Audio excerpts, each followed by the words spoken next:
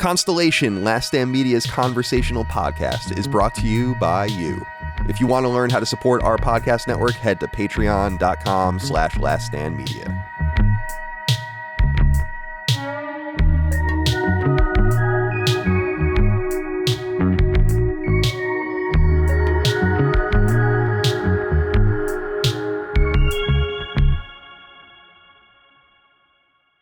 Greetings and salutations. Welcome back to Constellation, Last Stand Media's conversational podcast. My name is Colin Moriarty. I'm realizing I'm coming in a little hot on my own headphones because I was listening to that new Taproot record before, and oh my goodness. I'm like, why am I so loud? My name is Colin Moriarty. I'm joined as always by my brother Dagan Moriarty. Dagan, wearing your Delson Rowe hat. That's going to be a totally lost reference for you. That's he's the character. Delson Rowe is the main character in Infamous Second Son. PS4. Yeah, Dagan, if you don't know what Infamous is, it's like Prototype, but worse. Oh, man. I know Infamous a little bit. Yeah, Cole is the original character, and in the PS4 version, they changed the character. Which is Colin if he gets a haircut. That's what happens, right? Then you come out with like Cole McGrath. Indeed. Yeah, exactly. That's exactly right. And I have to get a haircut soon because I got to get, what I'm trying to figure out now is if I'm going to cut my own hair or actually go to a barber for my wedding, because I never go to a barber. I just cut my own hair. I feel like you should probably maybe go to a barber. Yeah, you should for your wedding. Yeah, you should shave like the middle, like make yourself intentionally bald. You know what I mean? Like have like the sides only, and then like have the top of your head completely gone. I'm looking in the Sacred Symbols chat. Didn't I send you guys like this horrifying picture a while ago of me getting my hair cut like that? I can't remember if I did or not. And I think I've seen that picture. I think it was. Oh yeah, here it is. Here it is. I'll put it up on the. Yeah, it will come up on the. That's what I'm cutting my hair. Yeah, you should do that for the wedding. Yeah. You got to do it. That looks like some sort of supervillain sort of shit. Anyway, Dagan, how are you today, my friend Delson Rowe? What are we doing with the facial hair situation for the big day? Oh, I've had my beard since I was 30. I'm not getting rid of it. We're keeping it. Oh, I'm definitely keeping it. I haven't gone without a beard since literally 2014. Yeah. That's literally the last time I've had it. Yeah. Like my entire time I've known Chris I've had a beard. He never knew me without a beard. And I feel like I've cut it really short before in the past. Actually, I went to a barber in San Francisco. I literally said, please keep it long, my hair a little bit long and my beard a little bit long. And then he just went all the way down on it anyway. And I remember that really well. It's almost like they hear that and they say, all right, cool. Yeah. We're going all the way now. It was crazy. It was almost like that he said, okay. And then the first thing he did was just like buzz it too short, and then, and it was funny because it was right before I had to go to a wedding, but I was looking at my face after that happened and I'm like, my face is so small. I can't, and I'm like, I got to grow my beard back exceptionally quickly because I can't look at my face like this. It doesn't look, it looks like something's wrong with me, so fuck that. I know. So I wish you have the real, like dad had it, the beard where you scratch it. You could like scratch and like cut yourself on it. I don't have that. I have to let mine grow in order to look somewhat okay. Or I look like a fucking pubic faced boy. So that answers your question. Two things. Here's something you don't understand about barbers and hairdressers. No matter what you say, they're going to do a little bit what they want. It's like telling me what to draw. It's always going to be a little bit what I want. Right? That's their art. That's perspective I needed. No, It's true. Helene comes home every time she gets like a hairstyling and coloring and everything. It's never right. It's right for like the first hour, and then it kind of washes over, and she's like, "This is all fucked up." And I'm like, "Why don't you understand? You are their canvas, and they're going to do exactly what they're feeling like. Maybe that meshes with what you need. Maybe it's what they need creatively, but that's the whole thing. Why does nobody understand that? It's like when you get a tattoo and you have an idea in mind, and then the tattoo artist is like, "I know you wanted this, but I put this on you forever because I felt this was a better idea." But it's my skin. Well, Kyle, you're 10 years in right now. Mm-hmm. So it dawns on me, you're at that age, like for the younger kids in your life, it would be creepy to see Uncle Colin without a beard. Oh yeah. This beard is older. You got to keep it now. Yeah. They wouldn't even recognize me. Yeah. I should just go clean shaven and just see what happens. I'm afraid if I go clean shaven, it'll never grow back. I don't know why it's so scared of that for some reason. I feel the same way. I don't have much going on, but like I worked so hard to get here. You look great. For me, I used to have a nickname at hockey. Like my team called me Dusty because literally I had like just nothing on my lips, but like very faint facial hair. So it looked like I had dust on my lip. And so I took it personally. I was like, I just got to let it grow. Right. Like one of my friends was like, just try to let it grow. I was like, nothing happens. And then just one day something did. Right. I couldn't believe it. But like now I'm like, I get deathly afraid when I'm trying to like do a little upkeeping on it. And I'm like, I don't want to go too short because if I got to cut it all off, I don't know if it'll come back. I don't know why that's a logical fear for us, Matty, because I'm also noticing this other thing. I pluck my unibrow, like not very often. It doesn't have to happen very often, but like hairs grow in. I don't know if everyone else has that, but if I let it grow in, it'll just become like a little sparse little thing of hairs. But all of the hairs are gray now. Oh. And I'm like, oh my God. And my beard is starting to get gray hairs in it. And I'm like, oh man. And I actually remember going to lunch. It's funny you're wearing a Spider-Man shirt because I remember going to lunch with Drew Murray, who's the design director at Insomniac in Santa Monica, when I was hanging out with him one day when I was still living over there. And he was saying how he had a huge beard forever and he got rid of it because it turned totally gray and he became like embarrassed of it. And I'm like, I wonder if I'll let it go, because I look like an old sage, like a healer. Dude. Matty, welcome to the show. I was originally going to use a joke. So when Ben's on the show, Ben looks like he's broadcasting from the Soyuz space capsule, right? In that little black box, his room. It looks like that to me. And but I think he's starting to get mad that I'm saying that. But your glasses, it just makes me feel like you're solving crimes in the future. Like you're from Detroit. I look like I'm straight from like Burn Notice. Or right, exactly. You look great. Welcome to the show. How you feeling? How's everything going? Doing all right. Yeah. Well, we'll talk about how I'm feeling, I guess, when we get to my topic. But sure. I don't know if I'm doing as well as Chris. Chris, I caught a little peek at your pajamas when you were sitting down, I think. Oh, yeah, dude. Amazing choice. Yeah, pizza amazing pants. Choice. Pizza pants. I really appreciate that. So I think I'm doing well, but not as well as Chris. But great to be here. Very excited for today's roundup of topics. Good. I'm glad to have you here as well. I'm excited to. I'll thank you in front of everyone. By the way, you're really coming in the clutch by doing Defining Duke Ultimate in place of Sacred Symbols Plus. I owe you one, but it's my pleasure. Well, no, I appreciate it. And so we're going to, I really appreciate you coming through on the clutch in that. And people are going to have a really robust Starfield discussion, which I'm just did part 1. I don't know if part 2 will be this coming week, or I might do a Forza Focus one. We have a lot of ideas in the can, so there will be something, but it's my pleasure. I'm happy to help. Awesome. And then finally, last but not least, my son, Chris Raygun. Chris, welcome to the show, my friend. How are you today? I'm well. I'm running on a little bit of like no sleep because I spent a lot of time playing Spider-Man 2 last night, which is a good feeling. It's like I feel fine though. Did it unlock at 9 or 12 for you? It unlocked at 9 for me. Yeah, I remember those days. Those were those heady days, my friend. You know? Yeah, man. It's nice, man. That was like one of the first things that I realized out here that I was like, that's pretty sick. That I don't have to wait till 12 to play everything at like midnight. I could just play at 9 the previous day. That's a massive boon in my opinion. But so I got a lot of that out, and I finally went to sleep at like 3.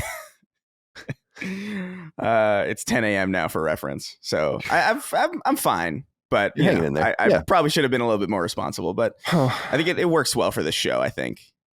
Yeah, it's a little bit zany anyway, and I think we should lean into that excitement, like the excitement of staying up late. The reason I didn't play last night was twofold. I want to get through my Miles Morales PS4 Platinum first, which I'm going to do after the show and just get it out of the way, because I want to have in the Platinum list, because once you have your Platinums, they stay in the same place in the list. So I want Spider-Man, Miles Morales, Spider-Man 2 back to back to back, even though I Platinum back in the day when they came out too. So I'm trying to put that off, but also hockey season has begun, and Micah was watching the Bruins game in San Jose last night, which began since we're out here at 10:30. So by the time that was over, I was like, I just want to go to bed, go neep nops, as we like to say here in this household.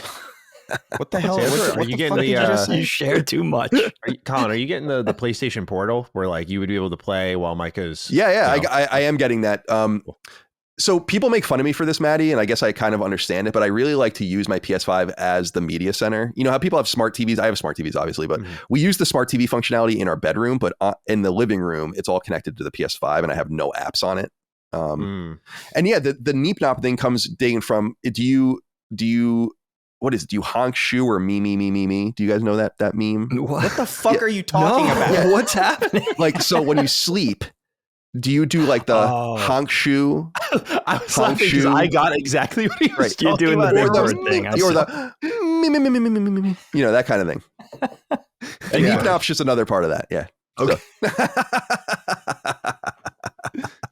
Nice. All right, my friends. We have. I don't know why that made me so upset. It really did, though. Yeah, you were. You were really, incensed. This is the indignation that I felt was wild. But Let's move on. I'm looking through my drawer here for, I guess I don't know. I was going to use my 4-sided die to figure out who was going to go first this week. But, I actually think that, Dagan, your topic is probably on top of people's minds right now as we're recording this in mid to late October, and we'll go live around then as well. So I guess we'll begin with you this week. Take it away. All right. Yeah. Easy peasy this week. It dawned on me, this is Constellation's first Halloween, right? So let's just talk about Halloween in a broad sense.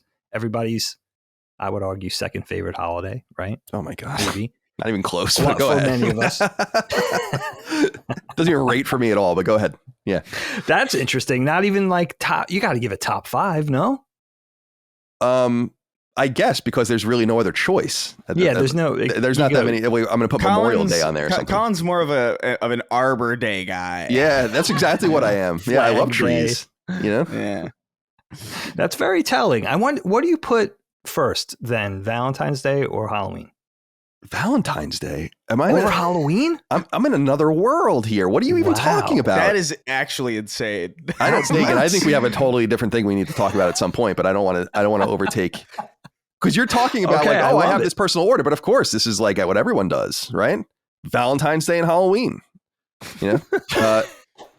It's like, I don't know what the fuck you're talking about. But my favorite holiday, pound for pound, is probably July 4th, but I don't even really care about that anymore. I figured that for you. Yeah. But anyway, it's your topic. You go. All right. Well, that's very telling. That's good for a little starting out context. But I thought, we could just take it individually as we want to. Talk about the past, talk about the present, parties, candy, costumes, decorations, childhood memories. I'll take it to childhood memories before I kick it over. Horror movies could be part of this. Mm-hmm. What else? Haunted hay rides, right? The whole thing, the whole vibe. You could even talk about the whole autumn thing that surrounds Halloween, whatever, trick-or-treating, eggs and shaving cream. So this is where I want to take it. This is what I was thinking of because I have a 13-year-old now. So he's kind of in this wheelhouse, this exact wheelhouse age-wise. I remember being a kid, Halloween was great. And I think I thought about this from 1979, I would say probably 86. I was really into dressing up. I did a Star Wars character every year. That's all I did for Halloween. Do we have pictures of this? What's that? Do we have pictures? I think we have some pictures. Some pictures. Or does it go into what Allie says that there are no pictures between like 1983 and 1991 or something like that? She was born in 79, right? Yeah, 79. Yeah, I feel like, and that was mom and dad's third kid. So they were at the third. It is interesting because what they were at that third kid stage where it's like they did the pictures for the first two and now and then when there was enough time that elapsed before you were born in 84 that the excitement was rekindled. So that's pretty accurate, I think. There's not really a lot of documentation from that time period, but typical kid stuff. I remember being in that sort of era until I got to that age where Graydon is about now, where you do the rubber mask only and still kind of go through the motions just to get the candy, right? But the thing that came with that growing up in our neighborhood was this kind of unspoken initiation that you were old enough now to be with the big kids and you better have some shaving cream and eggs because you were going to get attacked when you were going out there. And I remember, I know we talked about this. Yeah. Self-defense. It's like a self-defense thing. And it was completely unspoken. It was like, I guess it was like 6th grade where you're part of this now. Like you're part of the war, get candy, but you better watch your back type thing. And I remember, forgot about that. I had the rubber monster mask and I had a hood on. And my first experience with this, I know we mentioned this on Knockback a couple of years ago, was a drive-by egging right in the side of the head. And thank God I had my hood up. But I still had the full-on like egg nugget caked into my ear and everything, and it hurt and it stung and it was cold. It was obviously cold outside. So that whole thing, and I kind of feel bad for my son because I think this is around the age they're going to start doing that. I think in his case, though, he has a little bit of an out because his friends don't live within walking distance. All of his friends are spread out, and this is pre-car, pre-driver's license age for them. So yeah, I don't know how it's going to work. I think he might be safe in some way, at least for another year or so. But I remember that being so bittersweet because there was a big part of me at that age that wanted to just be like, all right, I just really legitimately, genuinely want to go out and get candy. Like, I don't really want to have any part of this. Plus, my parents made it, I guess they knew, or they remembered for being that age. They basically sat us down like, if you're going to go around with eggs, you know, that's going to happen over our dead body type thing. And we had them. So there was some sort of back alley, black market thing going on where we got eggs. Now we had to worry about the parents. We had to worry about the big kids ambushing us, the whole thing. So I always think about that. I think, and you know, the other thing is too, like once I got to a certain age, I'm not really the big dress up guy. Like I don't really care that much about dressing up at Halloween. I'm a little bit of a party pooper with Halloween. The only thing I still look forward to is It's a Great Pumpkin, Charlie Brown. I just play that on loop all throughout Halloween morning through bedtime. Like that's just going to be, now it's on Apple TV, right? Because Apple has the airing rights for all the Peanut shit. I'm just going to loop it. And that's the one thing beyond the candy, beyond the, you know, the fall leaves and the vibe, you know, the atmosphere and everything like that. The kids will have fun trick-or-treating, but that's the one mainstay for me is that cartoon. 1966. I think it was made for like $75,000. Can you imagine? And the staying power of this thing was aired on TV every single year from the mid 60s until Apple bought it in 2020 or whatever. That's insanity. Yeah. And that's one thing that hasn't changed about Halloween, right? It's like, that's the one thing for me. So I'll kick it over to you, Mr. Maldonado. Where do you want to go? Take this wherever you want, man. Steer it however you like. Yeah, man. I love Halloween. I think Halloween's a absolutely top tier holiday because it's got the thing about it's as festive and as all encompassing as Christmas, but it doesn't overtake the radio, which is something that I really appreciate about it. It's like everybody's kind of into it. The decorations are everywhere. The mood is there. The parties are happening. The parties can be like, you know, you can still have like a family oriented party if you want. You can have like that wholesome kind of like, oh, you know, together and let's go out take the kids out for you know, trick or treating, or you can go to some wild crazy adult parties, and the radio is untouched. And there's so many movies that you can watch, and you know, I'm personally like a huge fan of Nightmare Before Christmas because it's like a perfect like all situations movie for the next like 3 months. It's completely appropriate to watch that movie, which I really love. But yeah, I don't know. It's I think I have a greater appreciation for Halloween because I am from where I am, like in New York, and being able to experience that like kind of like autumn and that kind of fall. And there's like, even when I was growing up, one of my favorite, I don't know if you would call it a movie because I've seen like a million renditions of it, but the Ichabod Crane, The Legend of Sleepy Hollow or whatever. And just knowing that I was really close to Sleepy Hollow was always so cool. That's so cool. I was always so obsessed with that. I was like, I remember being young enough to be like, did that happen over there in like that district? How do they deal with that history? But I don't know. Something about Halloween in the Northeast is I think a little bit more special than it is elsewhere. And that kind of plays into even some of the little idiosyncrasies, some of the little things that even don't really make sense, like some of the incompatibilities. Like I love the fact that everybody would have a costume, but everyone would have a jacket over it because it was so fucking cool. Right. So it's just like, oh yeah, who are you? It's like, oh, I'm Blade, but in a Gore-Tex jacket. Or like I'm, you know, just every costume was compromised until people got indoors, which like you never really were indoors until you were, I don't know, of a certain age when you were going to like Halloween parties proper. Like when you're kids, you're in these elaborate costumes, and maybe you hang out at somebody's house afterwards to collect candy and like trade candy and just ruin your dental hygiene. And I have a great fondness for Halloween, even still. I'm not really, I would never consider myself like a cosplay person necessarily. Like I think it's interesting. I think it's awesome that people do that. And especially when you see something that's like super well done, that people like 3D printed or like carved their own shit, or like, this is so cool. And Halloween is like that one day a year where it's like acceptable for me to kind of try without it being like, what the fuck is Chris doing? What is this? Like, why is he doing this? Everybody's just expected to do it. So I still like to dress up for parties and do that kind of thing. I remember one year I had a Borderlands Psycho costume that I'm probably never gonna top again because I was in like, because it's like a shirtless costume and I was in good shape and it was just like this works so well, and that's gone. I remember seeing that. It's gone forever. I had the lights, the mask with the glowing eyes and everything. I was so happy with it. But yeah, I don't know. I'm a big fan. So I'm a little. I was thinking of going to Colin's wedding in a costume. I was thinking of just like I was just thinking of you know what, this is happening on Halloween, which is a little presumptuous for a wedding, but I'll do my best. Yeah. To not wear a costume. We Colin's wedding.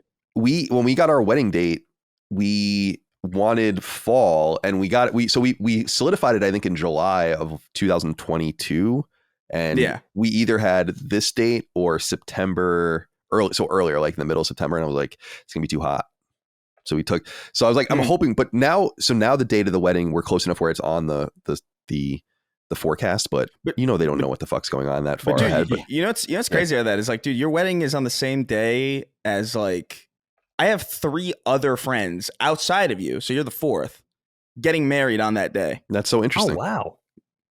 So they all just don't give a shit about Halloween, I guess. Yeah. That's interesting. Yeah, it's people.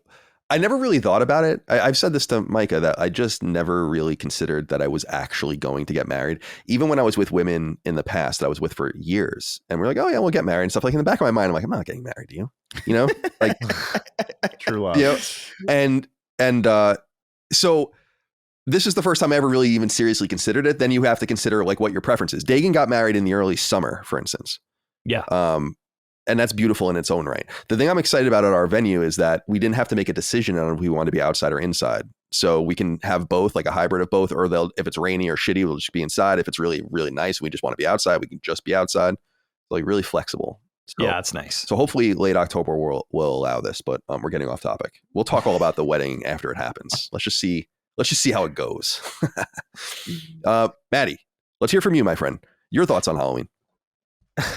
It's funny because I feel like I didn't enjoy Halloween as much when it was in its prime. Like I remember the neighborhood I grew up in was always popping for Halloween. Like because when you mentioned Dagan, it sparked a memory of like getting in your car. Like even though our friends were separate, like everyone would gather in our neighborhood.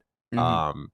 And that would happen for, I imagine, other neighborhoods. But like now, the kids are like trick or treating and it's daylight out. There's a curfew that's like strictly enforced. I'm like it sucks now. But the reason I say I don't feel I appreciate it much is my dad. So we had the house where my dad was like, who can we fucking traumatize? Like who can we scare the shit out of? And of course I would get caught in that crossfire. So growing up, I was not a fan of Halloween at all. Interesting. I was scared shitless all the time. So like my dad would set up speakers in the windows that would play this creepy audio of like some creature crawling up a stair set. You'd hear like these loud footsteps and like chains, and it sounds like it's getting closer. So I'd be getting like PTSD in my own household, man, from hearing that sound.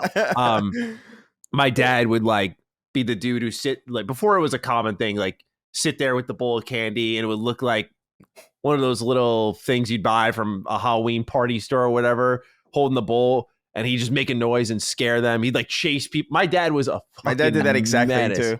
That's awesome. And so for me, as someone who just like I guess I must have had really bad anxiety. I was like, I don't like going out. Like there's way too many people. I'm on edge right now. Like everyone's trying to scare everyone. I don't know if I'm going to get egged, because that was the other thing Dagan brought back. I forgot. Like you might just someone may recognize you from down the street and run up and just hit you with the whipped cream like that. And it's over. So growing up, I didn't like it. And if I could skip Halloween and like stay inside and play games, I would. And I did that a couple of times. But now I look back on it, I guess because of how our brains work, you filter out those things. You realize I was just being, say it for real, I was being a fucking pussy. Like I was just not, I was not fucking handling what my dad was doing, which was awesome. What he was throwing at you. Yeah. And you know, he was probably like, this fucking kid, like, you just try to have some fun, will you? But, I look back on it fondly now, because I'm like, damn, we had like that household. But like my dad would have these crazy movies rolling. Like, have you guys seen House on Haunted Hill? Yeah.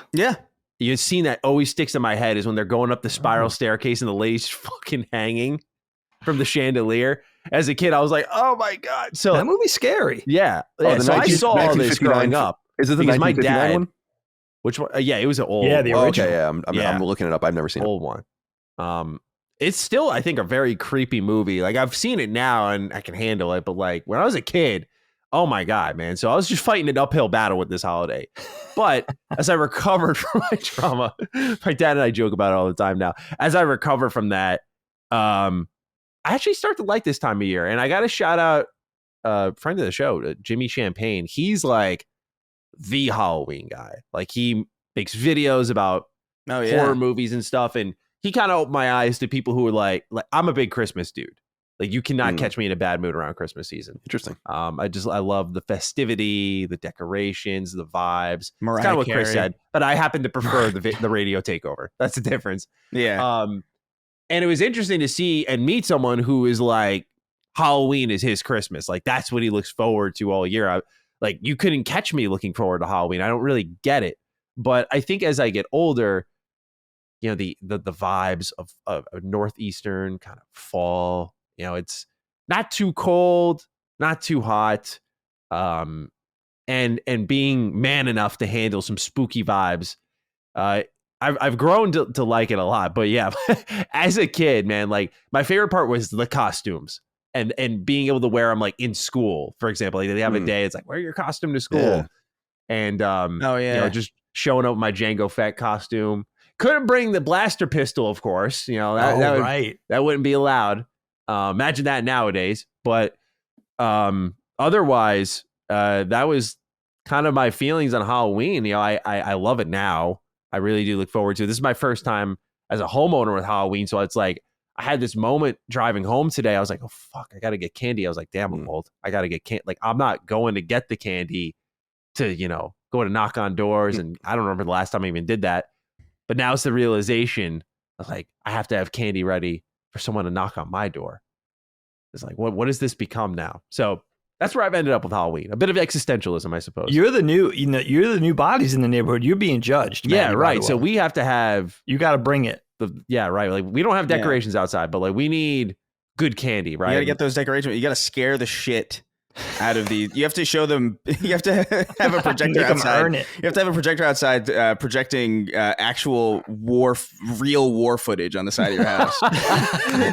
Just make everyone feel the pain Normandy. I felt growing up. Normandy. Just stream House on Haunted Hill on the side of my house. You know what you do, Matty? You have the full-size chocolate bars, right? But make them earn it. Make them really earn it. Right. Yeah. I like that because you're being vetted right now. They're like the new people. What are they gonna? What are they gonna have? They're gonna be. Like, the we ones can't be lazy pennies? this season. Can't leave a bowl outside and just trust someone's gonna take a reasonable amount. I had neighbors who did that. I do that. You do that still. Yeah, still. Yeah. Do you? Okay, Colin. Do you ever worry that like someone just shows up and says, "I'm taking the whole fucking bowl"? To me, I'm like, I don't know what you want me to do. Like, I'm doing the best I can out here. So I live in a neighborhood, like a suburban neighborhood where there's a fucking asinine amount of kids here. And it would be, it's insane. First of all, the Halloween decoration situation is out of control. When I was a kid, and I'm sure Dagan can speak to this even more acutely, there really were no Halloween decorations. You put pumpkins out. Maybe you had like a little like leaf thing or what the cornucopia or something. That would even be more like or the cardboard window things that you tape in the window. Right, that was exactly. The extent of it. It was stickers. Dude, there are people in my neighborhood that are easily spending thousands of dollars on their setups. And there's this guy down the street who I actually really like. They have a Boston. They're really nice people. So we talk to them a lot because Boston people are, and I mean Boston Terrier people are cult-like, as a lot of dog breed people are. But they have this huge skeleton in front of their house that's taller than their house, which is 3 stories. And Attack on Titan. And dude, and then what they do, it's so cool. They won like the HOA's like award for it for best decorations, or whatever. Then what they do is they put him in a Santa Claus suit, the skeleton, and then they put a skeletal reindeer and stuff set up, and it's like all across their lawn. Anyway, what I'm saying is that it's all insane. I disappeared from suburbia when I went to college. So that was 2002. And I was never there again, except for to visit in random ways, and never really absorbed it until 2020. And in that time, shit got crazy with the decorations. Yeah. To the point where people put decorations out when it's your birthday. This was not a thing I've ever heard of in my entire life until I moved to this neighborhood, where like, so when you come home from school, you come home from work, and there's like a huge sign with all these letters. It's like, happy birthday and all. Yeah. I'm like, that's a business. That's a company that does that. Dude, I'm like, I don't understand. It's a whole business. I don't understand when this. So, I mean, it's brilliant, but I miss so much. Because in the city, absolutely not. In San Francisco, I'm sure there are people that do trick or treat, not where I lived. So what we do, I don't want to interact with all these people, first of all, to be perfectly honest. It's just not my thing. I don't have kids. I don't find it that adorable or cute. But the bigger thing is that the dogs would be insufferable all night. So what we do is we put out a basket of good candy. I let Micah determine, and I'll tell you why in a minute, what like the best kind of candy we can give. And then we put it in a huge bowl, and we just put a sign that says like, our dogs freak out when people come to the door. We're sorry. Please just help yourself. Happy Halloween or whatever. You know, it's the best I can do. You know, one little pumpkin decoration, just one pumpkin.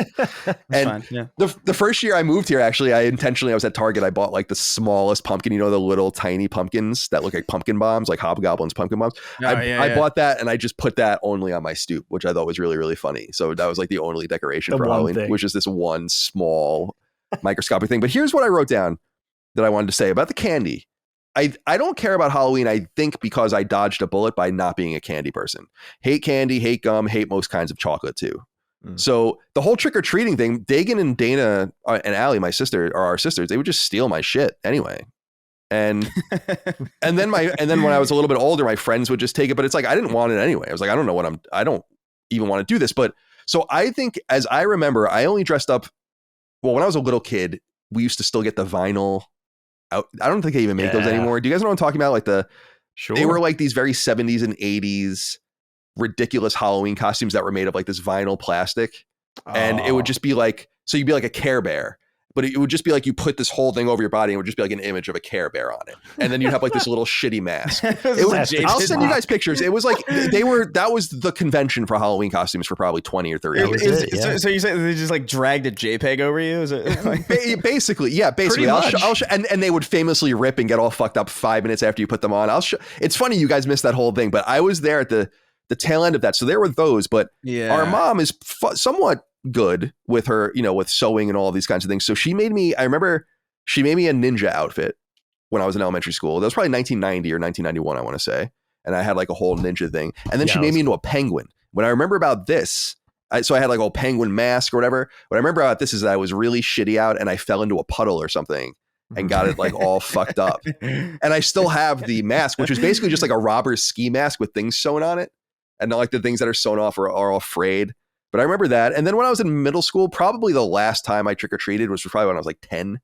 So 1994, let's say, would be, I was a pirate, like your traditional pirate. And then I never dressed up again. In high school, when I was a senior, to Matty, to your point, I wore, about getting older and kind of leaning into that in school and wearing your costume, is I wore a huge gas mask. Like our dad's FDNY gas mask, and that was it. So I kind of looked like Psycho Mantis or something.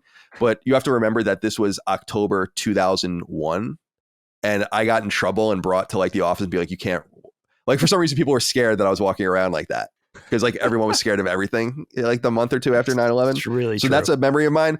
Also, to the egging thing, I got caught, and we told the story on a Knockback episode a long time ago about I was throwing eggs at our high school with my friends, and then the security guard kind of like flanked us, because the high school, we've said it before, it's like on top of a hill almost, and they like outflanked us. And I was the goalie on the hockey team. I was athletic at this time, and I was fast, like really fast, and I like just booked it. And this motherfucking security guard caught up to me while yelling, "Who's going to get suspended?" Because I had a mask on. That's what he was like, "Who's going to get suspended?" And I was so scared. That's awesome. And Dig, you remember, like, where the church is across the street, Dig? When you run across the street, you run into the church, and there's like a church there in a parking lot, and that's where he caught me. And then he caught me, and it was like no big deal. He was just like, "Oh, just get the fuck out of here," or whatever. And I was like, "All right, great, thank God."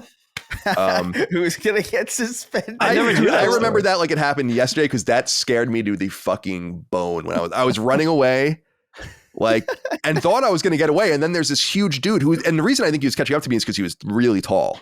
So he had like this huge, like, just the stride, and he was catching up to me. I was horrified, and he was saying that, you know, and I was probably in like 11th or 12th grade when I was about to go to college. I'd probably gotten into Northeastern, and I'm like, oh, great. Now I'm going to get fucking suspended.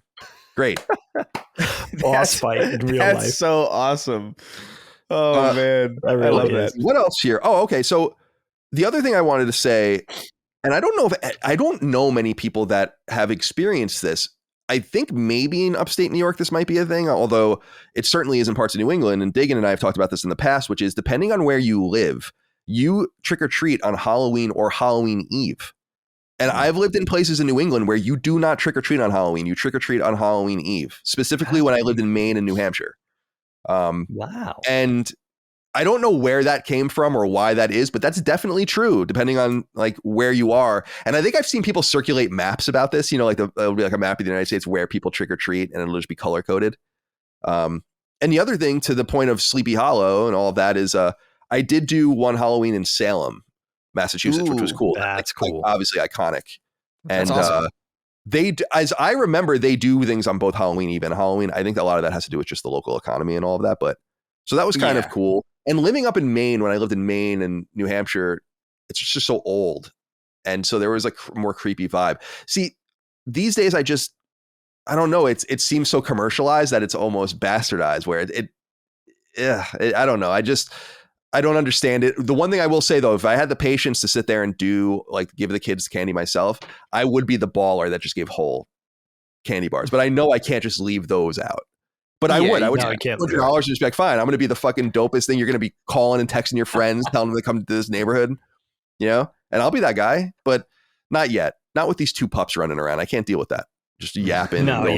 They're going to be going nuts. I do want to say, like, I appreciate when you were talking about how you don't like candy, you said like, yeah, I don't like candy and I don't like chocolate either. Mm-hmm. I appreciate the fact that you separated those two things. A lot of because people, they are in fact two separate things. Yeah, they are different. Okay, I think so. I never knew that. Well, I think that chocolate is a type of candy, but candy could be chocolate. It's a confection. Look, to me, when I think of candy, I think of like nerds or like airheads or like things like that. When I think of, or like even in like when you look at like an M&M, not the rapper, but when you look at an M&M, it says a candy coated chocolate, which means the shell of the M&M is the candy. The chocolate is the chocolate. It's like separate. It's a completely separate thing. So I remember the reason I'm even talking about this at all is because I remember like I was sitting in a movie once. I think it was with a date in like probably like 2015. I don't remember what the hell we were saying. It was like 2015, 2014, something like that. And she was like, "Oh, I'm gonna get some candy. Do you want some candy?" I was like, "Yeah, grab me a candy." And she comes back with chocolate. Like she comes back with Milk Duds, and I was like, "No, that's not what candy is." And she's like, "It was in the candy section." I was like, "That's a societal problem. This is not candy." It's about the nomenclature. Yeah, it bothers me to this day. I appreciate that. I feel like this conversation lately is the first time I'm ever hearing of it, but I do, which is weird because I always lump them all together too. But I do get it, right? Because chocolate's a whole different, distinctive thing. They're all confections, but but candy is like chocolate you can put in your fucking waffles. You know what I mean? Like you're not going to put nerds in your waffles. You're not going to put Jolly Ranchers in your all this. Waffle. It's like syrup where it's like it's sweet, it's sugary, and it is like it. You could argue there's like some candiness to it, but quality like to it. Yeah. The second you can have it for breakfast and it's not a problem. It's not like it's I not like it. candy. I feel like I learned something. Yeah. Can I leave you guys with this though? This and Dag obviously will kick it to you to wrap things up at your leisure, but there is one person I want to dress up as where if I had access to a costume of the highest quality, I would spend thousands of dollars on this costume. If I knew I could get it built or whatever, where I would dress as this person. It's an obscure G.I. Joe character named Metalhead. I'm putting it in the chat now so you guys can see. This is a figure of him. If I could get this made like this, I would absolutely dress up for Halloween and I'd walk around the neighborhood like this. Look like a fucking domestic terrorist. but he's awesome. I would get rid of this and have the little thing, get the little goatee. I'd have to wear a wig. You would have to wear a wig. He's got the bionic like sight in his goggles. He looks like Danny McBride. Yeah, he totally does. Yeah, he totally does. I can see that. Yeah. And I have his file card. Old G.I. Joes came with file cards on the back. Dagan knows, and I have his file card on my fridge, like and downstairs, which is just so funny with his stupid face. And his whole thing is when he wants to launch his missiles, he yells a bang.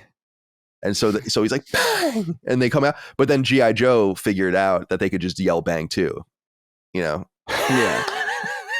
That wasn't really thought out. It's kind of like a cool idea, but you need to think that through. One thing too, like, I don't know exactly how I feel about this exactly, but I don't mind it, I guess. It bothered me at some point for like a little bit, but then I kind of got older and I stopped caring. Is when like Halloween stopped. Like there was a point in time where it was all scary. Like it was all like you had to be like a monster or something, and then it just kind of became like just be whatever. Like the little kids could be like a penguin or like a raisinette. I don't know. But like generally, like when you're a kid, like when you're like a kid or like a teen, like you kind of had to. There was like a point where it's like, oh, you got to be scary. Scream was like a pretty. What is it? Ghostface from Scream was a pretty popular. And what an iconic look, huh? It's a great mask. Good shit. For sure. Yeah. Especially the ones that like bled. There was like a button on them and they would bleed. And that's cool. Oh wow! And it would like I remember those. It was man. it was really cool. It was cool in theory because then like the second it stopped, it was like it looked all stained and dumb because it was very stupid. But at a certain point, things got like referential, or people would go as like Sonic or something. It's like I remember a friend group that we had. It was like I had this awesome Master Chief costume that I really loved because it was like a helmet that you could wear, and like I had like a bunch of my dad's like old military stuff, so it was like legit like BDUs and and like all this other shit that I would like tape together and make stuff out of. Cool. And so it was me, my friend who went as I think I can't. Oh my god! It was like some sitcom character that I can't remember, and I was like, "What the fuck? Who the fuck are you?" I was like, "Oh, I'm this guy from Frasier," and I'm like, "What the fuck?" Okay, and then, Niles, and then my other friend. This is in 2013. My other friend comes, and he's Chris Chan. It's the striped shirt with like the medallion. I'm this is the most absurd group of people that I've ever seen. But God bless. There's a discussion going on in our there always community is, right now if I should have him on the show, because I was like, should I invite Chris Chan on? Definitely do not. Definitely do not.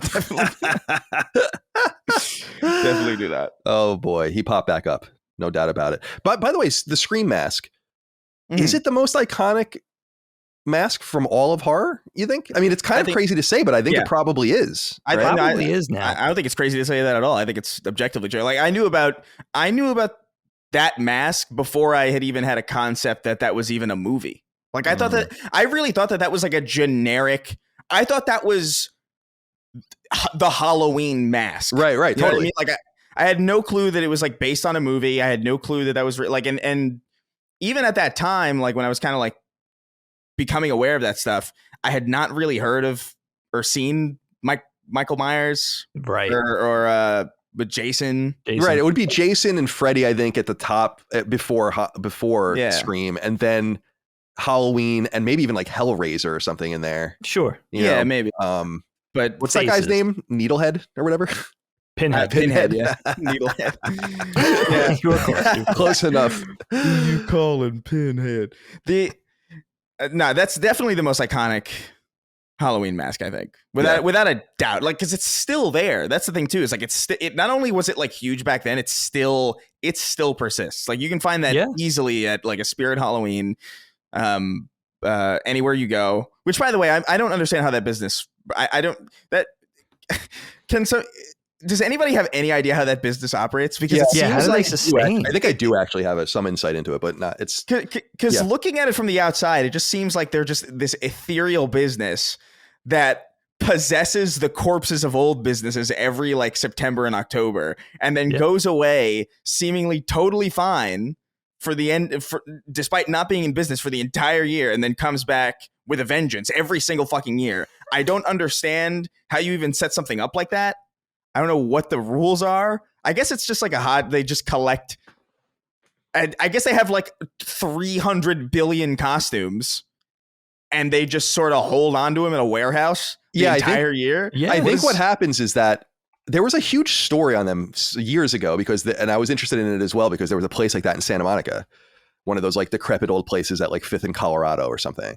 And so they would move in there. As I understand it, their whole thing is we have no long-term leases and really no space except for a small office space for their administrative stuff. And then they just store everything in massive warehouses and it's exponentially cheaper than having perpetual leases on these places. And then they come in and they get these mega fortuitous leases for places that are just sitting there anyway, where they're going and be like, this place is empty. We know it's empty. You know it's empty. We know you're your only client. We'll give you a little bit of money. Yeah, Maybe allow you to pay off your property tax or something for the year or something. And in return, so interesting. We'll go in there for a few. Yeah, and that's as I understand how it works. I'll find that article for you, Chris, because I think you'll find it interesting. It's all about that semantic about how brilliant it is that they've made it work. And I think that they have like year-round. They don't have year-round employees, obviously, at the stores, but they have a year-round administration. And in the off time, they basically are just seeking out products.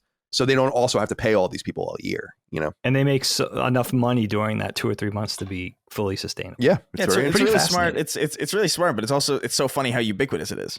You know what I mean? It's just like that's just where Halloween is.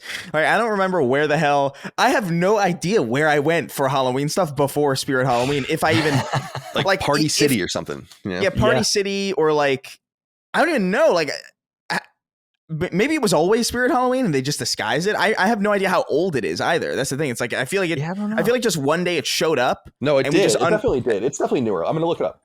Okay, and then the suburbs too, like they rely on this model like nobody else. Like by us, Lowe's and Home Depot eventually shut down all the Sears hardwares. They move into all the local Sears hardwares, which are still vacant buildings. But they rely on those vacant buildings existing. Exactly. Yeah. So like it's really strange. They can't let those buildings turn into anything because then they don't have a location. Yeah, so I have it here. It's actually older than I thought. It was founded in the early 80s. And what the fuck? But they were really small until the late 90s, early 2000s. Mm-hmm. And this is what I remember too. And maybe this is because they were founded in California, although they're located in Egg Harbor, which is where our family's beach house is in New Jersey. Yeah, Jersey Shore.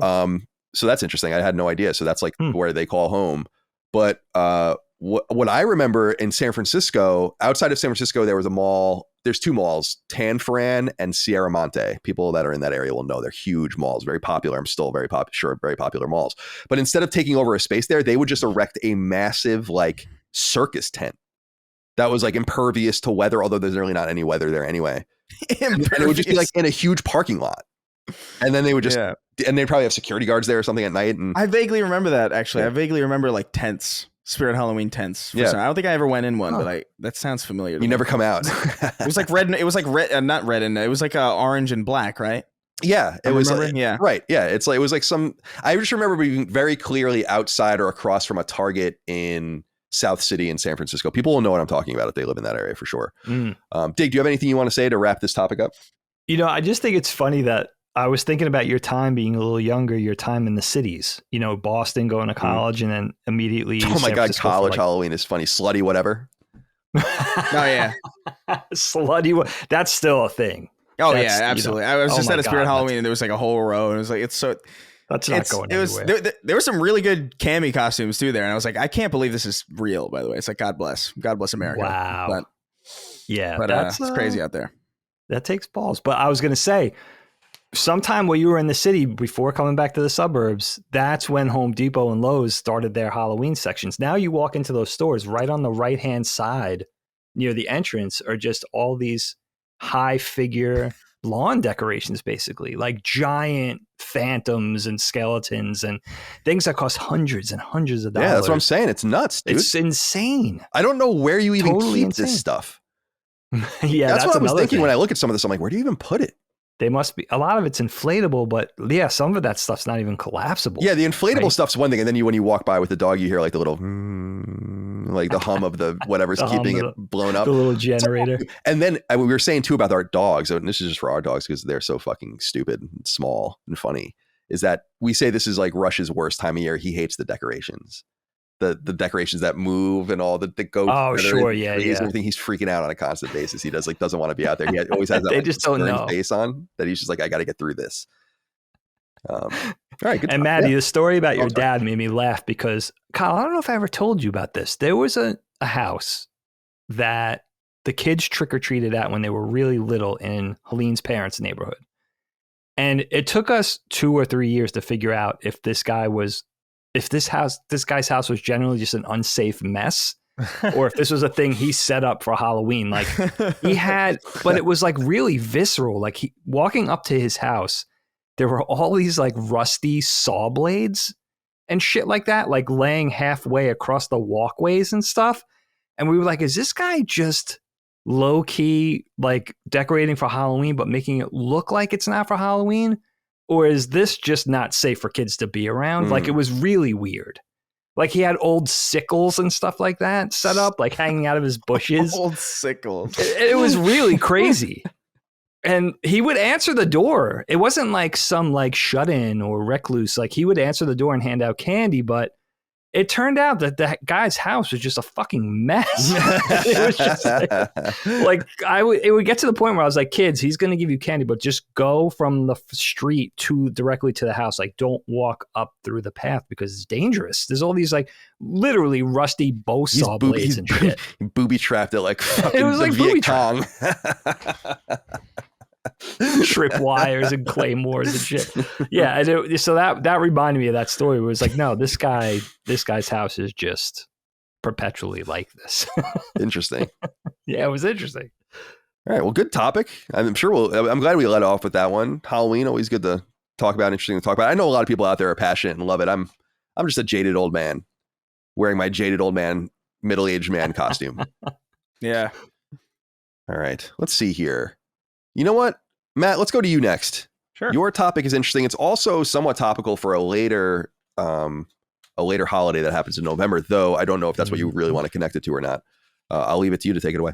Yeah, my topic is gratitude, and it could be connected to Thanksgiving, but kind of part of it was thinking about, that one day a year shouldn't define our thankfulness. And for simple starters, and I'll get into why I picked it, what I want to hear from you guys is sort of just, something you're grateful for. It doesn't have to be big or small. It can be whatever.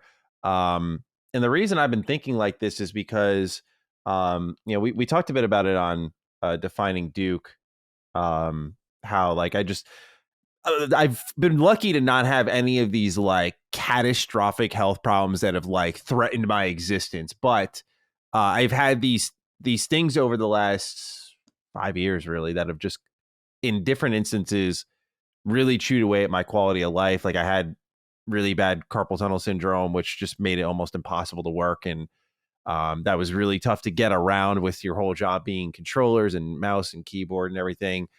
To really the main thing that's put me out to the point where I can't go to Colin's wedding, which is the balance disorder I've been facing. And, I've been trying to stay positive, and I feel like I finally turned a corner on this now because I've started going to physical therapy for this at the beginning of this month, a little bit into the end of September. And at first they thought what was going on was like something more postural, muscular wise, like, oh, you're on the computer a lot, your neck is out, and because your neck is out, these muscles are tired, and so you may be getting those head swivels, that swaying because of that. But as we were like working out these muscles and stuff, I was like, I feel good. Like I feel stretched out and everything. Like I feel good, but I don't feel like we're targeting the right problem and getting better here. And so this gentleman handled me the other week, and he said, I want to try something different. And he had me do these. Chris, you'll appreciate this because it's very Halo Combat Evolved. Like when you first get up as chief and he's like, look up, down, and like you're calibrating pretty much. Yeah. Pretty much had me go full Halo Combat Evolved. And and it was the first time in almost a year, or about a couple weeks away from it being a full year, that I actually felt stable. And then I proceeded to go away for the weekend just to do a little R&R. And on Saturday, it was like the first day I had where like just from start to finish, like there was no problems. Like it was just like stability, peace and quiet almost. And I was like, wow, this feels incredible. And what I've recognized, well, these health things I've encountered have definitely been annoying would be the best way to describe it, and really have impacted my quality of life, where like I haven't been able to travel, for example. Like I missed the LSM event. Like it's been a lot of things I've just missed because of it. So it's started to drag me down. But when you start to come out of it, and even in the thick of it, you kind of look to little things and appreciate them more. So as I'm regaining this stability, for me, just standing on my own 2 feet and not feeling like I'm on, a balance board, I'm like, this is great. Or when I was having bad carpal tunnel, like my whole entire shoulder to fingertip would just go numb. And until I started taking turmeric, that was a problem for me. And then just like, to me, just to be able to work a full day, no problems. I'm like, that's great. Like, I'm so thankful I can just do that. And way before this, the main thing I struggled with was getting my anxiety in check. For those who don't know, I've always been open with it. I struggled with suicidal OCD. And so it was like, I felt like a prisoner of my own emotions all the time. Like I was just terrified constantly. And I think it was because like I had this attachment to life, but I was also like scared about getting, like I knew I was becoming depressed, and I was like scared of how my body chemically would react to that and the desires that would be created from that. And when I started going to therapy and learning more about myself, how to handle myself better, it was a lot of, wow, like when I wake up and there's that peace of mind, I'm grateful for that. It's like the very little things that I guess we could say like normal people would just be like, all right, like you can stand on your own 2 feet, bro. Like, congrats. But for me, it's like, it's a big deal. And these things, I think it's good to appreciate the small things like that, where I guess it's my experience my experiences have influenced what I guess what makes me happy, where it's just like general health, like peace of mind. And so the highs are even higher, when like a big accomplishment is hit. It's like, nice. Like, I don't know. I feel like I'm enjoying life as I'm coming out of this, hopefully, in a different way. And so I wanted to hear from you guys, of course, on like, just what you're enjoying about your lives, like what you're thankful for, beyond businesses and, doing well for ourselves, like just the little things in life, like what makes you happy or reflect and go like, awesome. I just want to hear that from you guys and get some good vibes rolling. Yeah, Dagan, let's go to you. I mean, I love this one, Matty. I really appreciate this. I mean, it makes me think introspectively. Like I used to be really bad at just being grateful. I used to just feel bad for myself as a younger, until pretty recently. Like I would say in the last decade, I really learned to sort of shift and put things in perspective and sort of zoom out and look at the big picture. And just in the spirit of like emotional and spiritual health, I think I had definitely mentor figures in my life that I looked up to, especially my parents, who definitely helped coach me in that. People that were very positive. Like I'm kind of like somewhere in the middle of a cup, glass half full, glass half empty guy. But my wife is very optimistic and positive. She really gives off that energy, and she taught me how to sort of recognize a little more of that in myself. And then, one of my best friends, PJ, it's funny thinking about him because we never sat down. We don't have that kind of relationship where we sit down and be like, all right, what's going on with you? Like, you need to do this or you need to do that. It was much more just watching him, just observing his attitude, even when things were shitty. And like, he just had this perpetual positivity and like a lust for life. No matter what was going on, he'd be seriously heavy shit could be going on with him. His parents were sick, whatever. He would still have this buoyancy, right? Like he couldn't be down for too long. He knew how to rise up and just kind of overcome that. And we all have that like cross to bear. Like we all have that thorn in our side in our lives. We all have something. The grass is always greener, but everybody struggles with something. And for me, honestly, it's like my career. I've mentioned this before. Like the animation industry could be very, very difficult. And this topic is hitting at a good time for me because 2023 has been one of the worst years in my 25-year history with this, just in terms of what's going on with work and just struggling and jumping from job to job and just trying to stay afloat economically and shit. And it gets me to say, all right, time out. Let's pump the brakes and circle back and take stock. Right. And I look at things and I'm like, all right, you're worried about this. You got a little anxiety. Job thing's not going great. But listen, it's happening across the board to everybody. Everybody's kind of in the same boat. That always makes me feel better. So it's a matter of kind of trying to comfort myself. But then also, what do you have, dude? Look around. You have a beautiful family. You have a wife who supports you. You have a great home. You live in a nice neighborhood. You have things. You got a little money. Like you got the podcast to fall back on. You love that. There's a lot of things. There's a lot of positives too. Like, all right, so you have this one thing to deal with. Take all the other stuff and gather your energy from that and put yourself, you'll get through it type of thing. And this, it's interesting because 2023, and I guess everybody's career and everybody's industry is affected by the same type of thing. But in entertainment, it's very cyclical, as you guys know, because you guys do it's another facet of entertainment, but all the YouTube stuff and the social media stuff really goes hand in hand with this. 2023, it just feels like even to this day, it's just getting worse and worse. Like Pixar is doing really bad. DreamWorks just announced they're going to outsource half of the animation for their feature films. Netflix just announced that they're going to close down a lot of in-shop animation and just kind of farm things out again. Big studio I worked for over the last few years just laid off everybody. And I didn't find out until I reached out to them like, hey, what's going on for work? And they were like, we all got laid off last week. And I was like, holy shit. Wow. Like dissolved a huge part of their whole entity and stuff like that. So that's kind of I've learned that that's going to be my thing. When it's good, it's good. But every 10 or 15 years, it's going to have this downturn and you're going to have to weather the storm. And I could even tell you during the last downturn, probably in 2010-ish, my attitude was completely different. I was younger then, but I was just like constantly worried and constantly feeling bad for myself and hemming and hawing, where this time I feel like I have the ammunition to deal with it better, and just really like my perspective has shifted that much since the last time this happened that I do day to day. I still worry. I still get anxiety, but mostly I feel so much better than the last couple of times I've went through this since I broke into the industry in the late 90s or whatever it is. So it just makes me, it was a whole strategy I had to develop. And again, inspired by other people in my life, in my life that sort of taught me how to do this, but just kind of, again, it's just putting things in perspective. Look at all the stuff that is going right. All right, you got this one thing going wrong.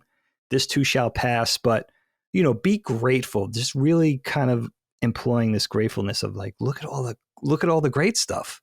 You know what I mean? You have a lot of, and count, I guess really essentially it's counting your blessings, and I really learned how to do that where I really feel like I didn't have the tools as a younger person. And, I really admire people in their 20s and 30s that could already do this because I was pretty lost with that when I was a kid. I would just, throw my hands up and be like, there's no hope and worry and give myself an ulcer or whatever it is, Now it's really much more of looking at the big picture and saying, all right, look at all the great stuff. Dude, I hear and, you. So, and using that positivity and using that knowledge of just knowing, all right, this 10% is going bad, but you got 90% that's on the up and up. And just being grateful for that. Yeah, dude, I've had the same thing just because like that turnover that you talk about, even though I've tried to separate myself from that a lot, like a lot of people view me still as like Mr. Bethesda guy, like anytime a Bethesda game's coming out. And I know why. It's like, that's definitely my bread and butter, but I cover a wide berth of games where I feel I've established myself beyond that. But whenever a big Bethesda game comes out, like Starfield, there is that like turnover where you're kind of you feel irrelevant to a lot of people for a while. Like anytime a BGS game ramps up, it's like you got a shit ton of offers all over the place. Like everyone suddenly wants you on your shows. Everyone wants to sponsor you. Your views are up.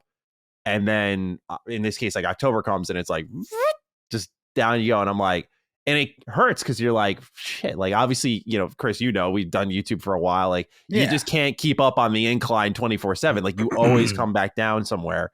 And when you come back down, it's always scary. But like you, Dag, like it's like, okay, this is like the third time this has happened. Like there's that 1 to 2, maybe 3 month turnover. But then you come out of it and you're like, you're okay with it. And you recognize like the job you have. It's like, I mean this with no disrespect. It's like there are probably people who are listening who work retail and they're like, I wish that was my problem.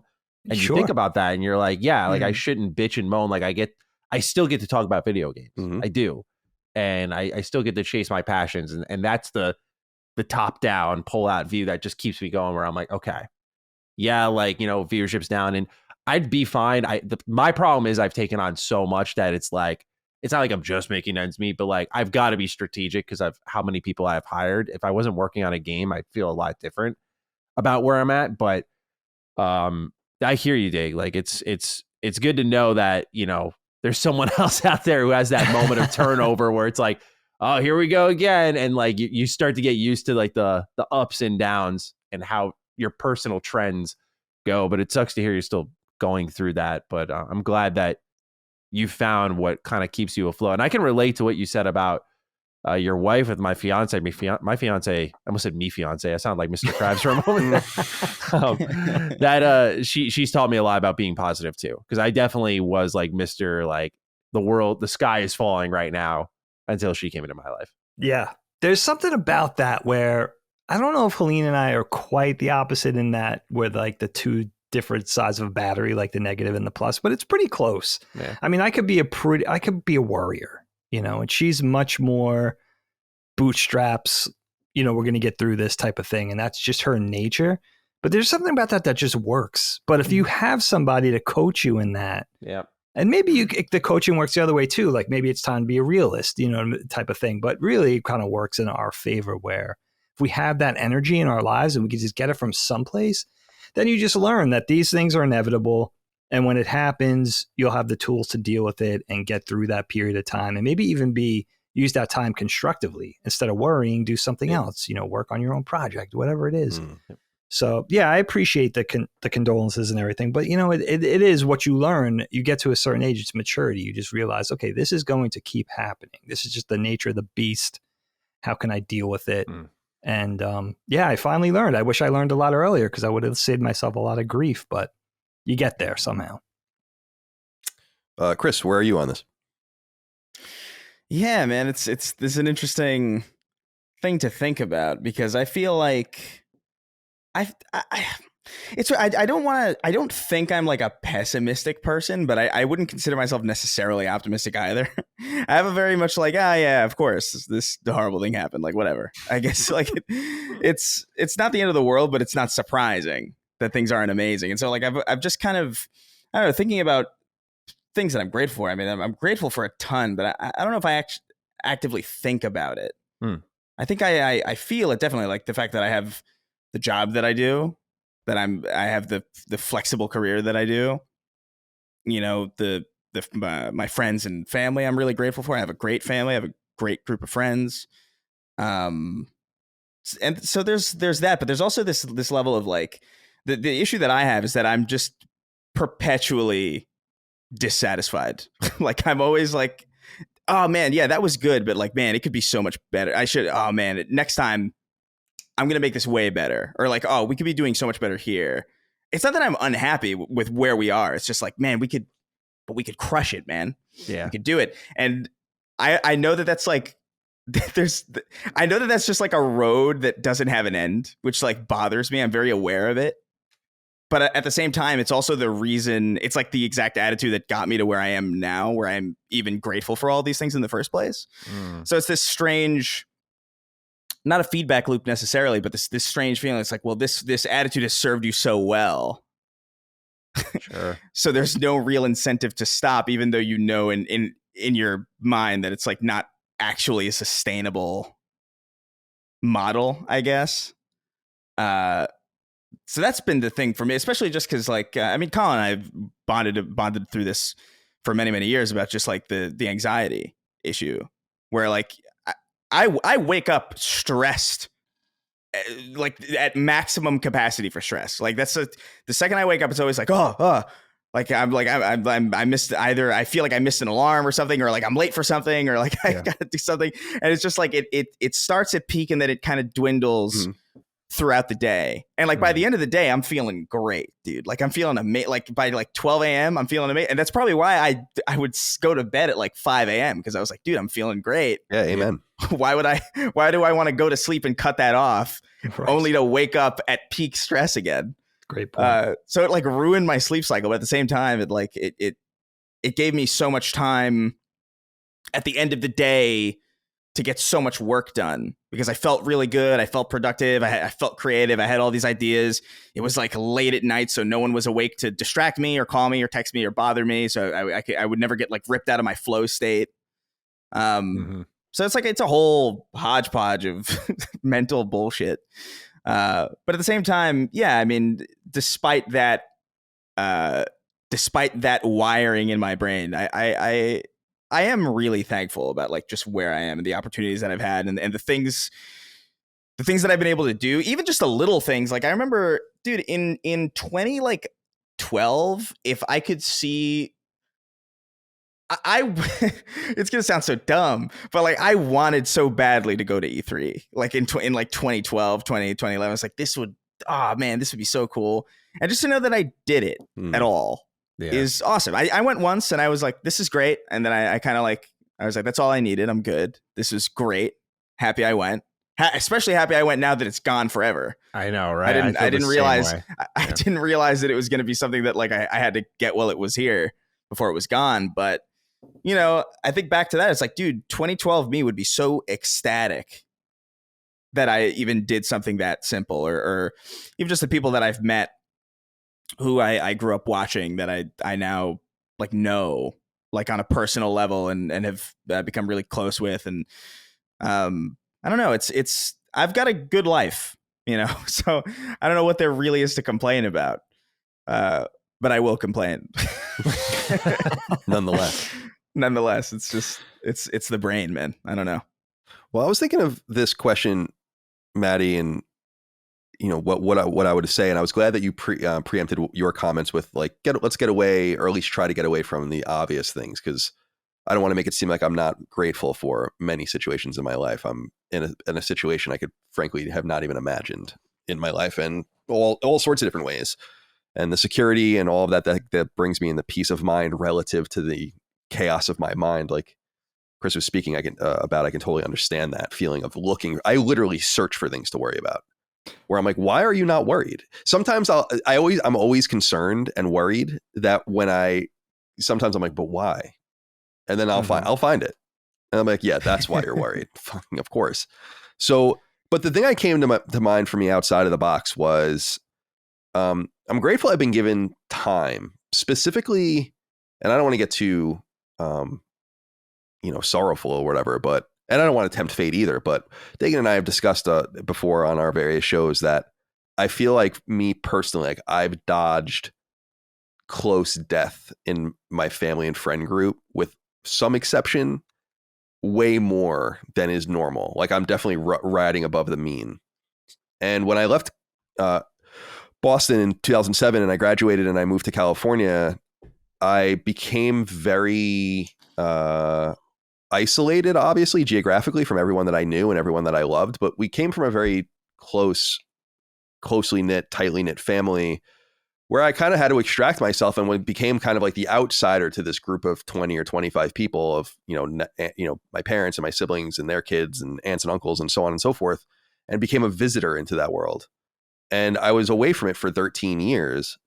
And one of the things that really encouraged me to come to Virginia actually was the year before Christmas. So I guess 2018, we were at my mom's and she was having a party with like all the people around here, like our family. And they were all leaving, almost like a receiving line, all saying goodbye to me because I was leaving and they wouldn't see me for a while.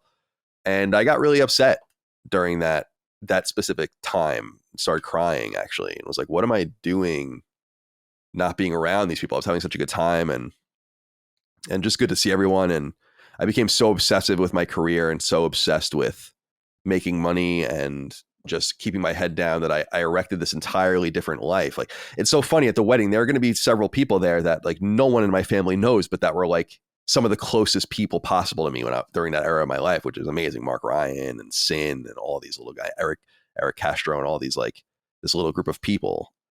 And so I was totally isolated. And in 2019, Christmas 2019, I came to Virginia to move. And I was given time back, I guess, in some sense. And I'm really appreciative of it. I know that this status quo, and I knock on wood, I say often, and I kind of mean it. I mean, it's kind of dire, but it's like, dude, I would like to die before anyone I know, like really love and care about, dies personally. My mom always says that's like the selfish way out and all of that. But it's like, I know that at some point this equilibrium will be shaken by some event. And I'm going to be really horrified. I've said before, and again, not to be like morbid, but when my mom passes one day, and hopefully it's in decades from now, but I am not going to be in good shape, like at all, for a long period of time, probably. And I'm grateful that I came back. My mom, our mom and dad are both 73. So they're old, like it just straight up, there's no getting around that. And I got to come back that 3 years ago or so and literally got dozens, if not scores of time, of events with people around here that I just didn't get to connect with. And I'm grateful that like nothing really happened in that period of time where it's like, damn, you missed out. Uncle whatever died. You weren't around, or, your father passed away and you were in California, would never come home, that kind of stuff. And that would have been the real deep, like Mike in the Mechanics level living years regret, like that I wouldn't be able to. And I feel like though it's going to be sad when the equilibrium is disrupted in some sense in that way, whether it's me or someone else in our circle, it's like I was lucky to be so self-absorbed in my 20s and into my 30s with work and business and money. And then not that I didn't love or care about my family, I just didn't come home. I didn't connect with people. I wasn't calling people that much. And I got to come back in and I got that time back in some way. Yeah. And I'm pretty grateful for that. I really have no regrets now. That would have been a huge regret. If I had stayed in California or something would have happened, it's like, can't undo that. But I kind of did in some sense. And I hope that it continues. And I don't want to tempt fate as well, but I'm really, really grateful for that. So when you said that, I was glad that you said, Matty, that you like get away from the obvious and like, go deeper. And that was one of the things that I was thinking about was I clawed some of that time back. I missed a whole lot. And I should have been better about coming home. I would come home probably once a year or something like that, to see people. And somehow I kind of snuck one by the goalie, I guess. And I'm grateful for that. So that's kind of where my mind goes with this. No matter what happens from here, I know that I was brought a lot of joy and solid happiness and contentment from just being in this space. That's why I don't really give a shit. Like I would have moved anywhere to be around these people, And so Virginia just happened to be around it. And by the way, we don't even see each other that often. It's just kind of, we'll see each other probably once or twice a month as a group or whatever. But it's like, just knowing that people are around and knowing that I could just go out to dinner with someone or just I can walk to Uncle Mike's house or whatever, it's just good to have people around. And when you're texting with them, you're texting in a more local way about next time you'll see them or whatever. It just changed the whole complexity of or complexion, I should say. Yeah. So anyway, that's where my mind that's totally how I feel about like the friends that I've had for as long as I've had, where it's like I could live anywhere if these guys are there. Like we could live in like Kansas, which I would probably hate. but if they're around, like I could, that's fine. We were actually talking, like I was talking to a friend of mine. I was like, you want to move to Puerto Rico? And I was like, maybe. Cool. You could probably live like a king in Puerto Rico, Chris. Oh, dude. Oh my God. It's so beautiful there too. It's like, you got to worry about the occasional, like, tsunami or some weird shit, but like, whatever, whatever. Life's short. Go be with your people. Right? But yeah, no, I think, that is another thing too. It's like, just grateful for the time that you have with people. Yeah. Because I that's something that I'm always grateful, even in my most pessimistic of times where I'm like feeling like really like, oh man, things suck. I'm always like really grateful to spend time with the people around me, because I think I'm just very aware of how fleeting that is, or how fragile that is. Because like when I was 7 and my sister passed away, like that was like a huge, like, holy shit. Okay, none of this is that's guaranteed. A crazy thing, man. Yeah. None of this is guaranteed at all. So really I think it's probably why I've been like probably more forgiving of people than I probably should be. Is just that feeling of like, well, you know, I don't know what the hell's going on with people. I don't know every detail about everything that I think I've given you that feedback before. Yeah, 100%. I'm like, why are you forgiving this person? Yeah, I mean, you know. That's me. I'm the devil on your shoulder, I guess, in those situations.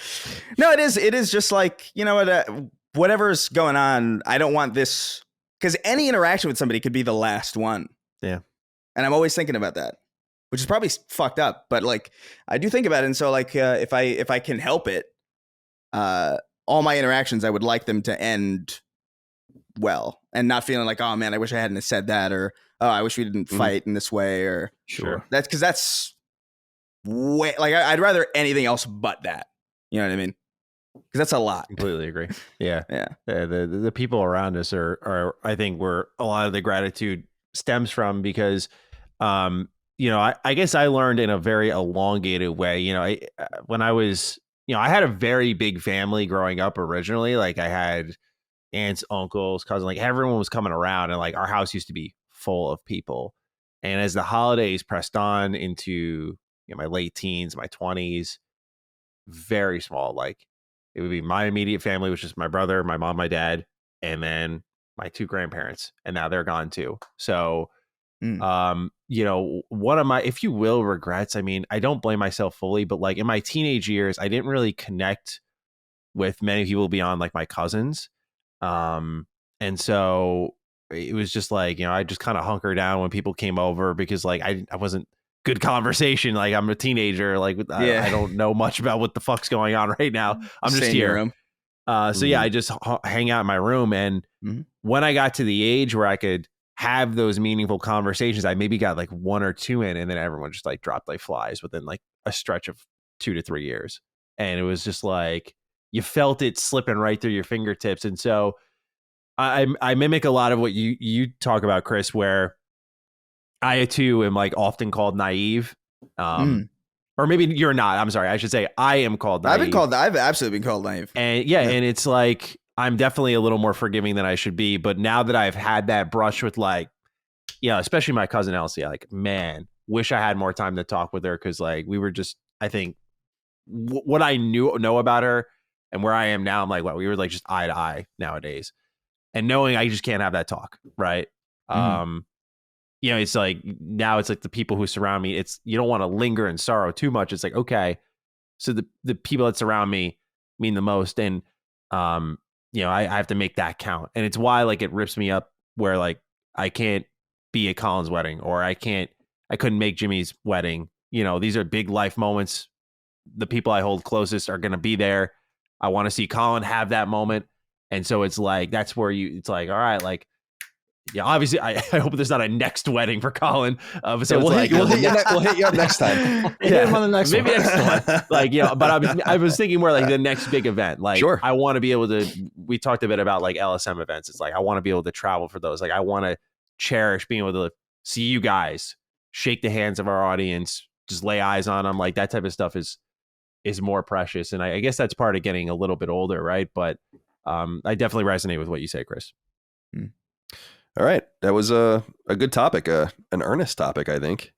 Glad I got to bring something a little more lighthearted. I need to do like life hacks again or something. Oh, I liked it. I like the ups and downs. Heavy hitters in here. Hacks. No, dude, I like the ups and downs of Constellation, and some of the stuff I bring up is moody and heady as well. So I have no problem with that whatsoever. Thank you for bringing the topic to the table. Of course. Okay, Chris, I want to go to you next for your topic. It's an interesting topic based on a game I guess you're playing recently, and it's interesting. I think it's going to be an interesting topic in real life in the decades to come. So yeah. So talk to me about it. Yeah. So I mean, this is a conversation I've had with my friends a number of times, just especially as tech has gotten crazier and crazier, and obviously it's in my mind a little bit more as Cyberpunk Phantom Liberty is still something I'm playing like 5 games at the same time right now. I'm moving through this so slowly, but yeah, the idea of kind of transhumanism and the idea of, what it's going to look like in the future when we really do see the dawn of prosthesis in a way that's beyond what we currently know it. And I guess the notion of enhancing yourself or changing things about yourself just because you can, or because you feel like you need it. Because I've had this conversation with a number of friends. It's like, where like, oh, well, if you could do something like Cyberpunk-esque, like what, like, and I don't mean like, a gun in your hand or something. Like, I don't mean like crazy. I mean like genuine, like if you had to, like, if you could change something, like if you could like fix your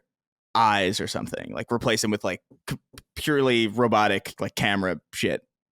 Camera tech, or oh, my knees are messed up, maybe I'll fix that. Or maybe some people want to change everything about themselves, soup themselves up to the point where they're like barely even organic. Or if you're like strictly like, no, I don't want any of that shit in me at all. That's going to be a very real conversation, I would imagine. Maybe not in the next few years, but definitely in the next handful of decades, where people are going to start having this conversation of like, well, I don't need a new arm, but why wouldn't I have a better arm than the one I have now?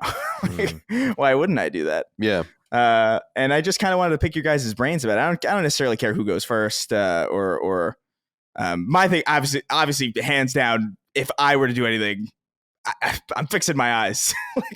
Like, my prescription's horrendous, and so like that would probably be the only. I don't know if I'd really delve deeper into that. It does sort of freak me out. I'm not opposed to the general idea. I think people are at their core really biological computers in some way. I think that concept really entered my head when I read that story like many years ago about that guy who I can't remember what exactly the injury was, but he got hit in the head so hard that his entire personality changed and he was like speaking differently and he had like a different accent. And I'm like, bro, you could just shake a person up real hard and completely change what operating system they're working on. Dude, That's you hear crazy. that about people, like there are weird stories where it's like this guy randomly speaks Spanish now. Yeah. After hitting his head. I know Locke, when he shared his, I think he shared it here on Constellation. He mentioned how when his dad fell, he was speaking a different language. Right. That's what exactly what. Yeah. It's like, that's so weird. That to me, that completely demystified. I mean, this sounds more depressing than it actually is. Like, in my view, it's kind of interesting, but like that completely demystified the uniqueness of. Do we lose Chris? Oh, yeah. Am I gone? No, you're back. Right here. No, no, you're good. You're good. We lost you for a second, but you're good. Okay, I heard you the whole time. But, okay, good. But yeah, no, that. Did you guys hear what I? Should I? Yeah. It only went away for a few seconds, so don't worry about it. We'll actually just leave it in because it's totally fine. Okay, whatever. Yeah. So like, this probably sounds more depressing than it is, but like, I think it's just interesting. The idea that like the idea that's even possible completely demystified the uniqueness of like of what a human is to me. Because I'm just like, oh, we're just literally like a bunch of components put together in a certain order, and you could like genuinely change the entire perspective or the entire like identity of a person just by messing with it a little bit. That's kind of wild and interesting. So to me, this idea of customizing yourself in these ways isn't necessarily something that bothers me. Like, it's not something that like I would consider myself to be opposed to. It's just like, oh yeah, why not? Of course. But it is also something where I'm like, ooh, I don't know how much I would personally want to delve in beyond things that I knew would absolutely improve my quality of life, my sight being the main thing and probably the only thing really. But yeah, I wanted to pick your guys' brains on the subject, how you feel about it, like whether or not this is something you've thought about, if you have a go-to, if this is something that you're opposed to or super interested in or might be. I don't have an order in mind, but yeah, I'll go. I mean, I think in some sense, I'm not opposed to it at all. The idea of like prosthetics and enhancements and heads up displays and all sorts of different things that you can do and we'll be able to do in the near future. AI and like generating and connecting in that way to computers that can think and all that, I think are a little bit different for me. It reminds me a lot of this. What is it? Is it I think it might be the third episode of the first season of Black Mirror, where they can all rewind things in their eyes or whatever by seeing things. But there's that one, this comes up every once in a while because it touched me in that way, where one of the people in their friends group is considered kind of like a bohemian because she doesn't have any implants. Like she's just straight up normal and like can't do all that stuff, but it's about how they obsess over the things they see and study them. And my big thing with this, Chris, is that I think we need to come to terms as a people, certainly in the United States, but I think globally more with AI and supercomputers and stuff, just about a rule set and making sure that things are on the up and up, because I think that computing power is to the point now, and AI and the way, tech and everything's coming together. I mean, this is what Ray Kurzweil called the singularity. And he, I think, really accurately predicted that it would happen in 2045, which is coming up pretty quickly, where he's like, robots and machines will fuse with humans at that point, and there will be no going back at that point. And I think about that a lot. So there's a lot of practical, giving people legs and arms that have lost them, repairing their sight, and doing all this kind of thing. I just think it's what I'm disappointed in, and I think a lot of transhumanism will ultimately turn into this vanity project, very similar to. On one hand, I understand this, but on the other hand, I'm disappointed. Like, people can kind of manipulate their own children now, like how they're going to come out and what they're looking for. With CRISPR, right, or something is the technology. I think? Yeah, I don't know much. I don't know anything about it, but that's probably what it is. If you connect those two things, to me, I saw like a 60 Minutes on it or something, but also you just read a little bit about it. I think especially with test tube babies, basically, where it's like you're kind of you're going for this or you're going for that, or this trait and all of that. And I'm like, I found it clustered regularly interspaced short palindrome technology that research scientists use to selectively modify the DNA of living organisms. Yeah, it's not. I'm okay with that, but that's got like Super Soldier written all over it or some shit, like Metal Gear. Weird shit going on. So that's like the kind of stuff that I think it's very similar to cloning. Like, you guys are a little young, but Dagan will probably remember this. When they started cloning stuff in the 90s with the sheep and all that kind of stuff, people were freaking out because they're like, well, what the hell are you doing? Like, and there were rules and people were talking about it. And I think that we need to have those similar rules about, no, I don't think you should be allowed to do that. Mike and I were even talking about it. Like, if we had a child and through the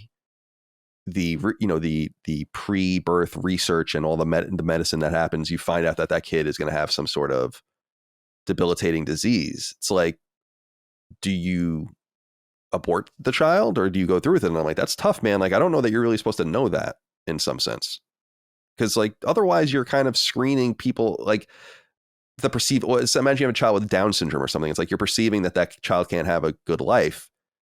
You're kind of doing it more for yourself, which I understand in some sense, but I don't know. Yeah. It's complicated. In other words, we're getting insight into things that we shouldn't know, and we're getting to the point where we probably are doing things that we shouldn't be allowed to do. But fixing the person as they are, and saying like, you lost your legs in a fucking IED in Iraq, so we'll give you new legs. Like, that's righteous and awesome. Or I love those videos that go around of people wearing glasses, kind of like Matty's on right now, where they're colorblind or something and they see color for the first time, or where they put cochlear implants in babies and then they turn them on and the babies like freak out.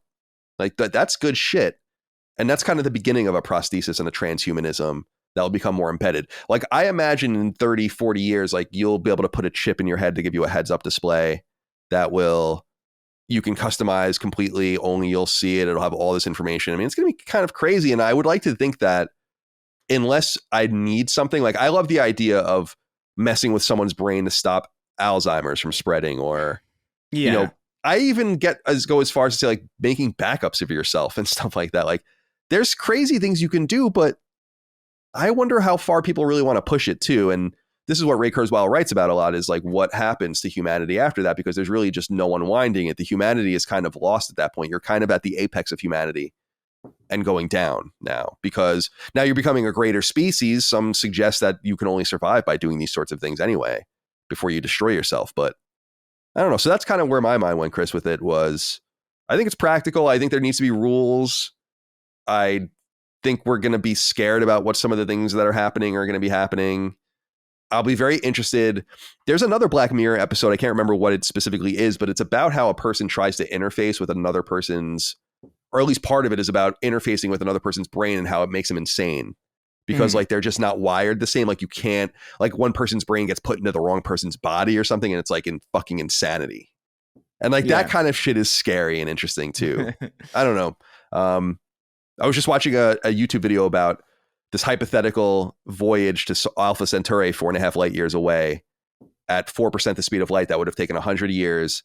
And they have a generation ship solution, which is interesting. That really keeps the humanity intact. But then there's also like the cryogenic solution, the mechanical solution, all these different things. This all wraps up into one. We're going to have to confront these problems soon enough.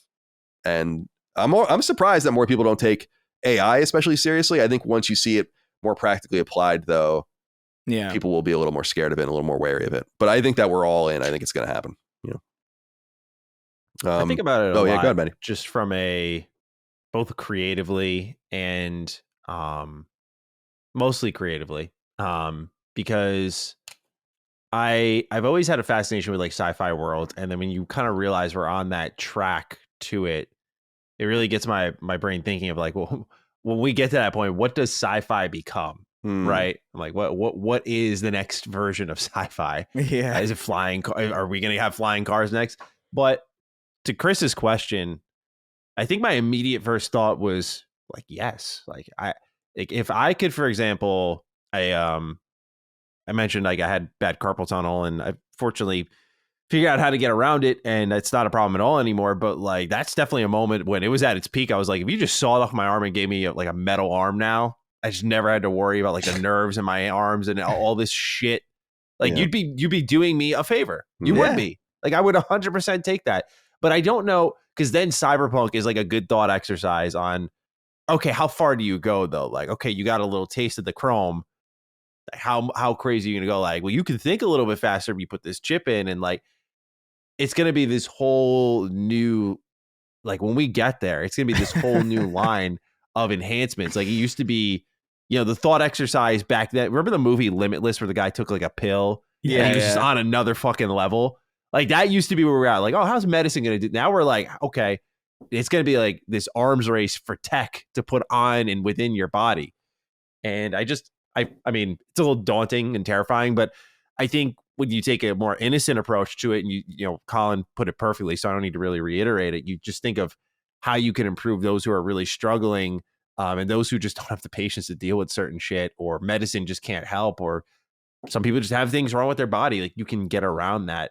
I think that type of stuff is fascinating. But Chris, because you mentioned your eyes, like how would you imagine your sci-fi eyes would look at this point? That's the thing too. That's the thing that freaks me out about that, although admittedly less than it probably used to, is that you look into someone's eyes and that's kind of them, Yeah. That's like it's a very old school idea of just like, oh, that's what a person, obviously a person's not their eyes, but at the same time, it's like, that's so identifiable to the person. Mm-hmm. Like to the point where like, if you got rid of that or replace it with something, that would like be this even just headpiece almost. Yeah. Even just the idea of like an eye transplant is kind of freaky. You know what I mean? Like just that premise of just like you have someone else's eyes. Oh yeah. That just came up on Sacred. Right? Yeah, but it's still you, and it's like, oh man, that's fucking bizarre. So I don't know.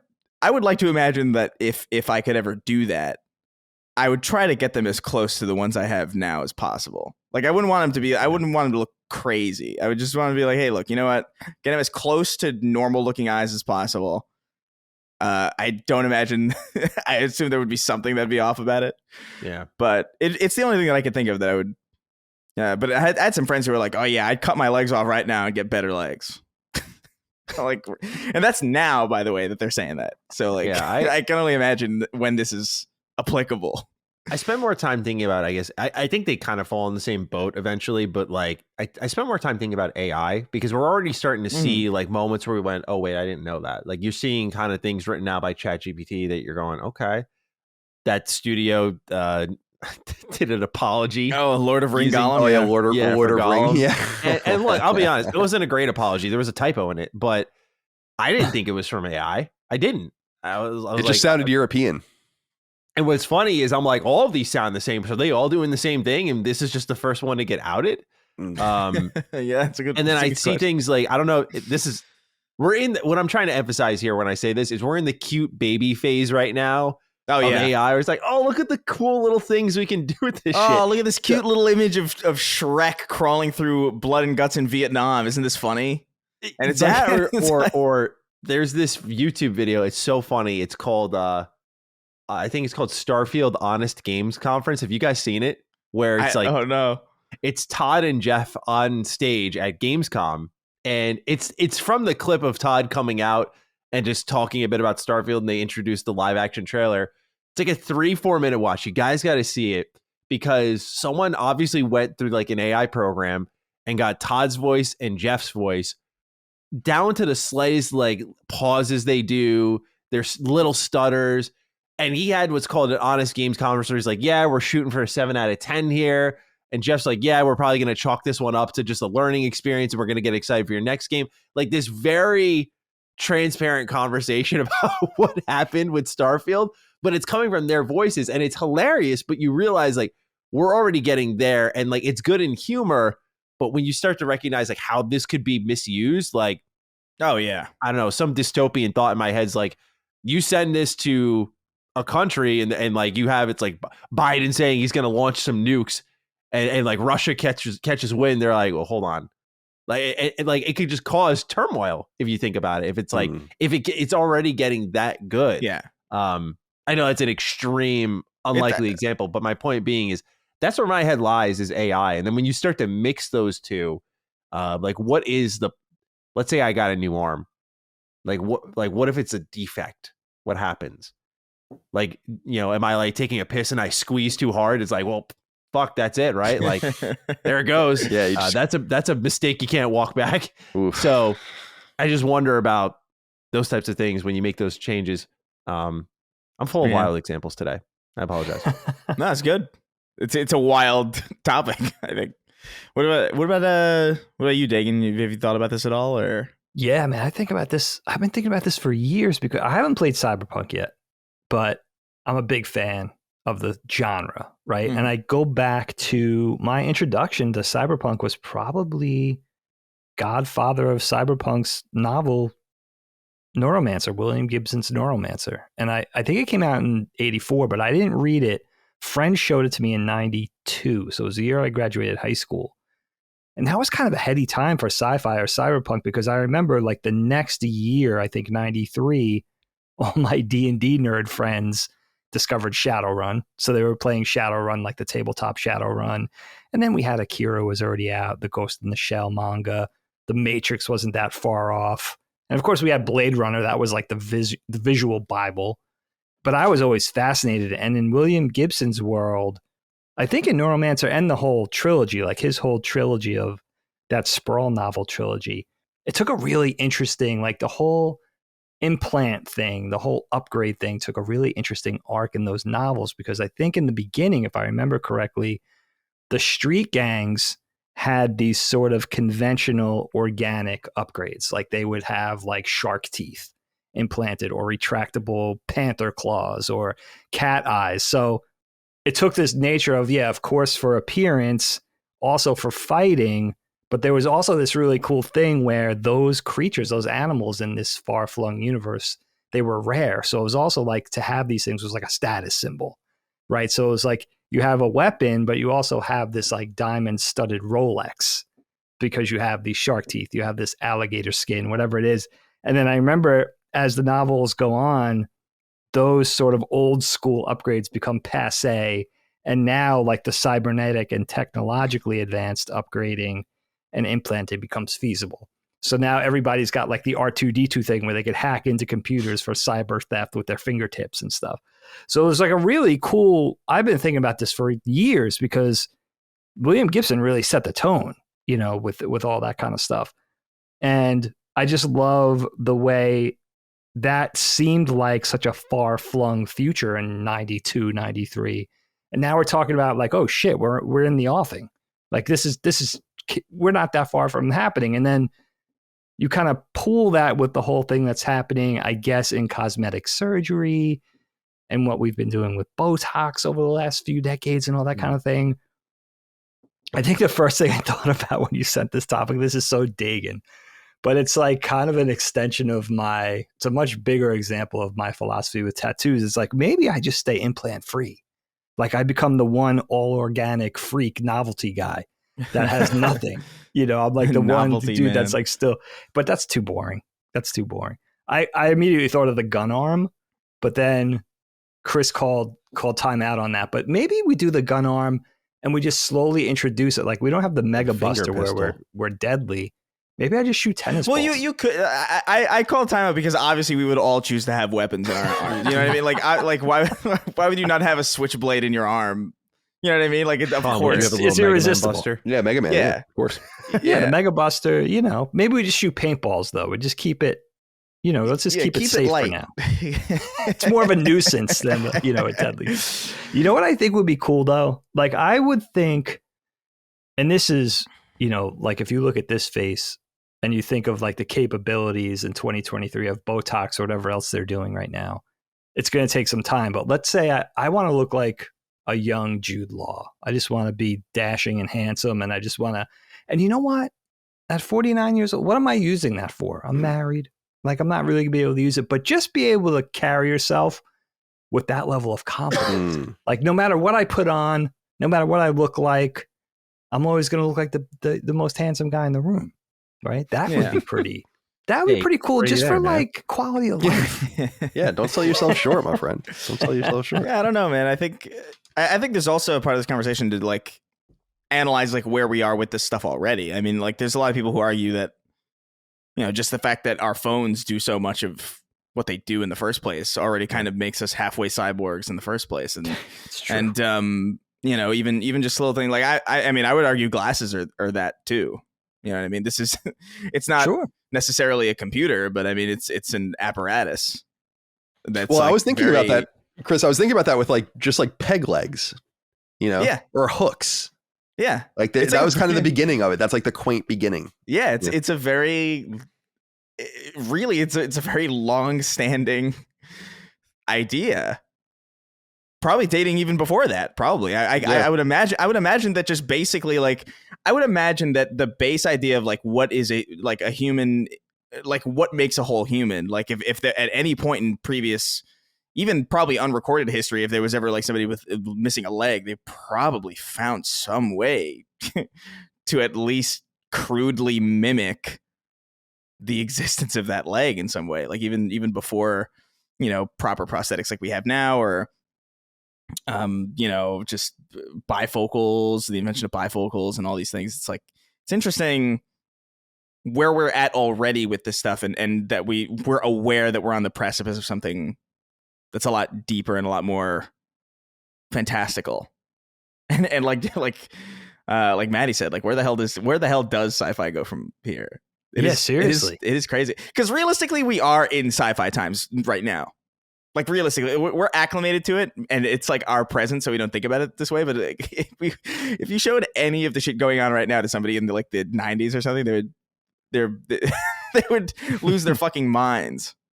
Since VR alone, I think is crazy. Or what Apple's doing with I forgot what it's called, but that $40,000 headset that ridiculous pricing, but like functionality and what they've shown off, it's like that's some straight up future. When you're touching the air and things are happening, that AR type experience, that blows my mind still. Like we have movies that are emulating that. It's like, we're close. Granted, I think we'll be there when like, I forgot which one of you said it, but like when you have that one little thing you put on your head and you see all that, instead of like, let me wear a fucking helmet and then I can see all of these little buttons in front of me. When it's like more subtle, you can just do it with a quick press, or it just exists in the room regardless. That's to me, it's like, because that's really what the fantastical element of that stuff is. It's not so much that, oh, look at what we can do in our headsets or in our augmented reality space for ourselves. It's like, no, man, this is just straight up an interactable hologram that everybody sees and like exists in like physical space to everybody in the room. That's beyond comprehension to me. Like I don't. Yeah. I think this is our way of getting around it. I feel like this is our way of like, hey, no, we got holograms. It's like, Don't you guys think there's some aspect to it too, though, of like, let's think about it like this. Now you see guys, you don't see it a lot, but I saw a dude on a YouTube interview. I don't know if he was a biker or a reformed convict or something, but the dude had actually implanted horns in his head. Oh, yeah. Like little devil horns, little nubs. Like Darth Maul. Right. Like Darth Maul. Right. I would argue probably, I don't know for sure, but let's say medical technology was ready for that probably in the 30s, let's say. I don't know. Why is it only in the recent 10 years that people have actually started doing that, even though we've had the idea for decades, right? So there has to be this sort of mass coming around to, all right, we're ready for this now, at least in the dribs and drabs. I think it's probably a population thing too, to be honest with you. I think it might be just like, whoa, there's like 8 people who want to do this. It's not a market. Whereas, but now it's like, just by the basic inflation of population counts, it's like, 1% of America is huge. That's an insane number of people. I'll give you something disturbing to think about. And I would definitely argue this point, and maybe you like it, or maybe this is something that you're not ready for. Anime and manga are going to be a huge progenitor in the way this stuff goes. Like, in other words, there are going to be people with super long legs and super big eyes. Like, it's going to happen. Oh God, no, personal hell. It's going to happen. That is actually, you could not conjure a greater hell for me. It's not going to be a TikTok filter anymore. It's going to be real life. Oh my God. It's got to be. Think about the current generation. And look, I grew up with all that stuff too, loving it. But now, I guess you could argue somehow it started with cosplay and it grew. But now it's going to be a real thing. People are going to be able to really make their eyes huge. Bing, bing. Here we go, Chris. Bing, why would bing. they do that? Why would you huge, do that? long legs. I don't accept that. I don't accept. Everyone's going to have the leg length of a One Piece character now. Get ready. It's funny, when I was watching that YouTube video I was talking about the trip to Alpha Centauri, they said that because of the red star, Alpha Centauri B, that we'd be around, and the red light, that our eyes would slowly become more gray instead of white, and our retinas, I guess, would become like gold or yellow to adjust for the light instead of green. And our hair is going to become purple and our outfit's fabulous. Dude, it's going to be so sick. Yeah. Yeah, you got amped. I'm so psyched. Chris, are you satisfied? I feel so bad for my sorry. kids. Like my kids' kids and my kids' grandkids. Like that's going to be that generation of like, yeah. I hope They're they think of me sometimes. They're going to be half plastic by that time, so you don't got to worry about that. Coming out of metal wombs. Yeah, that also begs the question, though. What are we going to be reading in manga and anime when we're going to be living it? It's the same thing. It goes right back to what it would just be contemporary. Entertainment will die. Yeah, it would just be like watching a normal movie. It would simply be like, oh yeah, here's a a detective movie. Here's what is it, Terminal with with Tom Cruise. Nice. Except I love that movie, by the way. But is it Terminal, the one where it's where Tom Cruise and the guy he lives in the airport? No, it's oh my God, it might not be Terminal. I can't remember it's like Tom Cruise plays like a. Let me look. He like hijacks he hijacks. Oh no, I'm taxi cab. That's Collateral. Collateral. Yeah. Sorry. Collateral. Yeah. Man, yeah. That's the one. Yeah. Good movie. It's like that. It's like that, except everybody's a fucking half robot and nobody addresses anything. Nobody addresses it at all. Oh yeah, the Terminal is what I was thinking of, but that's Spielberg. Yeah, I mixed that. Yeah, that's a completely different movie. That's the airport Tom Hanks movie. Yeah. Mix it up. But I am satisfied that that was a solid. That was fun. Solid conversation. I'm glad you're satisfied. Well, I'll end with mine. I buried mine at the end here just in case people wanted to skip it, in case they're prude like I am. I just wanted to talk to you guys about a topic that does come up every so often, and I've noticed that there's some feedback saying like, man, this is getting a little out of control with Colin. So I wanted to kind of check your guys' temperature on it. I'm of the mind that, generally speaking, media is too violent and too sexual for no reason. And this is a particularly big problem I have with sexuality in media. Not that I don't mind that sex being a part of life and love and relationships and all that kind of stuff, but just that it's so gratuitous sometimes. And I often think about that. I think about Game of Thrones specifically, but I think there's this one episode of Game of Thrones that was so pornographic that I couldn't even believe it. It's not a spoiler at all, but it takes place part of it takes place in that brothel, Littlefinger. I knew that's what I thought. Right? It's like someone like Jesus. basically banging someone from behind, right? And like doing all this. That's Oberon, right? Oberon's yeah, that right. Maybe that's what it is. That's and I'm crazy. Like, that's fucking what season and episode? Yeah, Oberon doesn't come in until like what? Season 4. Yeah, maybe it's later. I don't know like where it particularly was. And there was a lot of like unnecessary sex and violence in that, although the violence is a little more fitting. But I just look at that stuff and I'm like, why do you think I want to watch this? Why does anyone defend this? This is strange that you would take the beautiful dialogue and set and all that and then reduce it down to just two people rolling around having sex for 30 seconds or a minute. It's just so awkward and weird. I don't understand why more people don't feel that way. In fact, I feel like it often detracts. It's almost like a time waster. It's like in the original Spider-Man 2018 game, that the puzzles you had to do. It's like, slow down a little bit. You're going too fast. It's almost like we're going to just have this 90-second love-making scene. Hope your parents aren't watching the movie with you. Hope your little kids aren't around. This serves no purpose to the plot. Does nothing at all. It's just titillating, I guess. I just think it's too much. Yes, it is. And I have a Victorian sensibility in a lot of ways, and I often think about a Victorian era show in Downton Abbey that does such a good job with sex and romance and all that. And now it is about that era of more staidness, but that show's actually quite gratuitous behind the scenes. They just don't show you. Like, I'm about to spoil a little bit of Downton Abbey for people. Before you do that, can I just say I appreciate that you said you had like a Victorian sensibility. I immediately imagined you like waking up with like a headache and then going into your fridge and pulling out like a jar of leeches. Yeah. to like fix your headache. I thought you were going to say I was going to do snuff or something. I was like, yeah, that would probably be a little more accurate.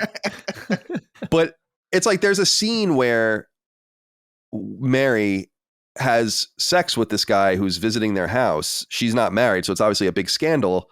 And he dies while he's like inside of her. They don't have to show it. They just talk about it and react to it. And it happens very quickly. It's like, that's storytelling.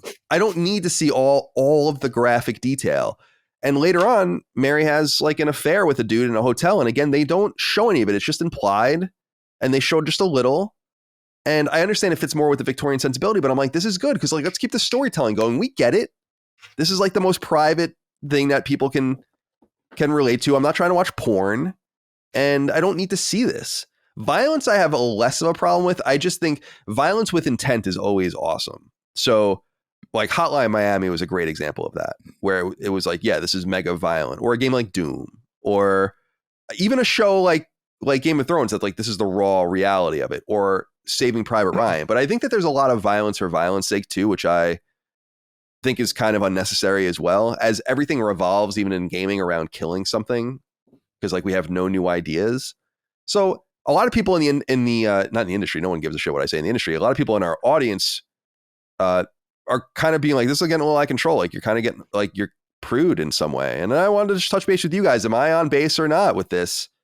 Matty, let's begin with you. Is there too much sex and violence in our media? Really good question. We've talked about this on Defining Duke a lot, and I think I fall more to your side of the camp, Colin, but I also think in certain media, I get why it's useful. I think for starters, the reason a lot of media does it is because it's easy. Like pretty much like Game of Thrones. Who's going to be naked next? Like it's definitely a conversation that's gone on in groups of guys. But when it comes to my personal approach to it, like I've always said on Defining Duke, like I don't like video game romance, for example. And I share your same feelings on romance in movies and stuff. I'm just like, I don't care. I don't need to see it. But it's because it doesn't drive the plot almost ever. There's one game that comes to the top of my head as like, oh, that was good romance. And it has nothing to do with like sex, but a genuine relationship growing. And I think of the first Knights of the Old Republic, where like you and Bastila, especially with like the Jedi way being this sort of dividing force, like we're not supposed to do this, but you fall in love with each other by the end of the game. And like, I mean, granted, I played it as a kid, but that's always resonated with me because I'm like, this is an RPG and there's so much going on here, but it's a love story still. And so to me, I felt like, and I may sound like a prude saying it, like there's a tasteful way of doing it. And I think there's an easy way of doing it. And I think it's difficult to do it in a tasteful way because the sex is easy, right? Like the sex is like the hook for a viewer and it'll just pull them in, keep their attention. But I have always pushed back against game romance. Like I know BioWare is famous for their insane fucking romance scenes. And I'm just like, I don't get it at all. I'm like, none of this is rewarding. I don't feel like I've accomplished anything.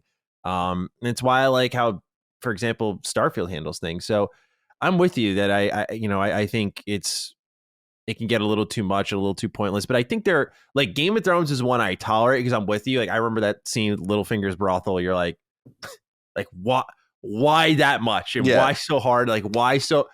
Like I swear to God, it's insane. But for those who haven't seen it, but then they use the sex, if you will, different term, in ways that really makes you hate characters. Like that's a piece of shit right there. And like that, like I can't wait for them to die.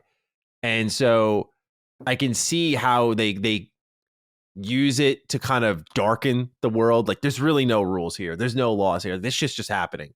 And that's where I think storytelling wise could be effective because maybe it builds the tone of the world. But my answer to that has always been as like a writer is like, I'm sure there's other ways you could figure it out. There's always other ways you could figure it out. I do think the sex is the easy way for the evil and the good.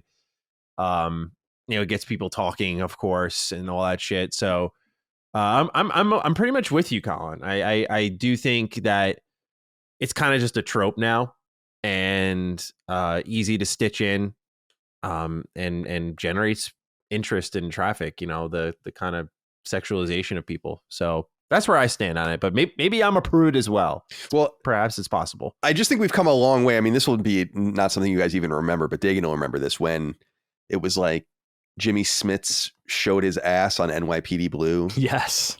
And that was like, it was a network TV thing and it was like a huge deal. And it was him in the shower or something. And it's probably in the early to mid 90s. And it's so quaint. That wasn't that long ago, but that was like that was considered maybe going over the line. And it's not, I want to be clear. I think romance is a vital part of storytelling. And I think caring and loving people is a really important part of storytelling and fiction and the stakes. But I just think when even courting each other and starting to make out or whatever, and like the foreplay, like there's still dialogue and opportunity there. But once it really gets gratuitous, I'm just like, all right, pan up.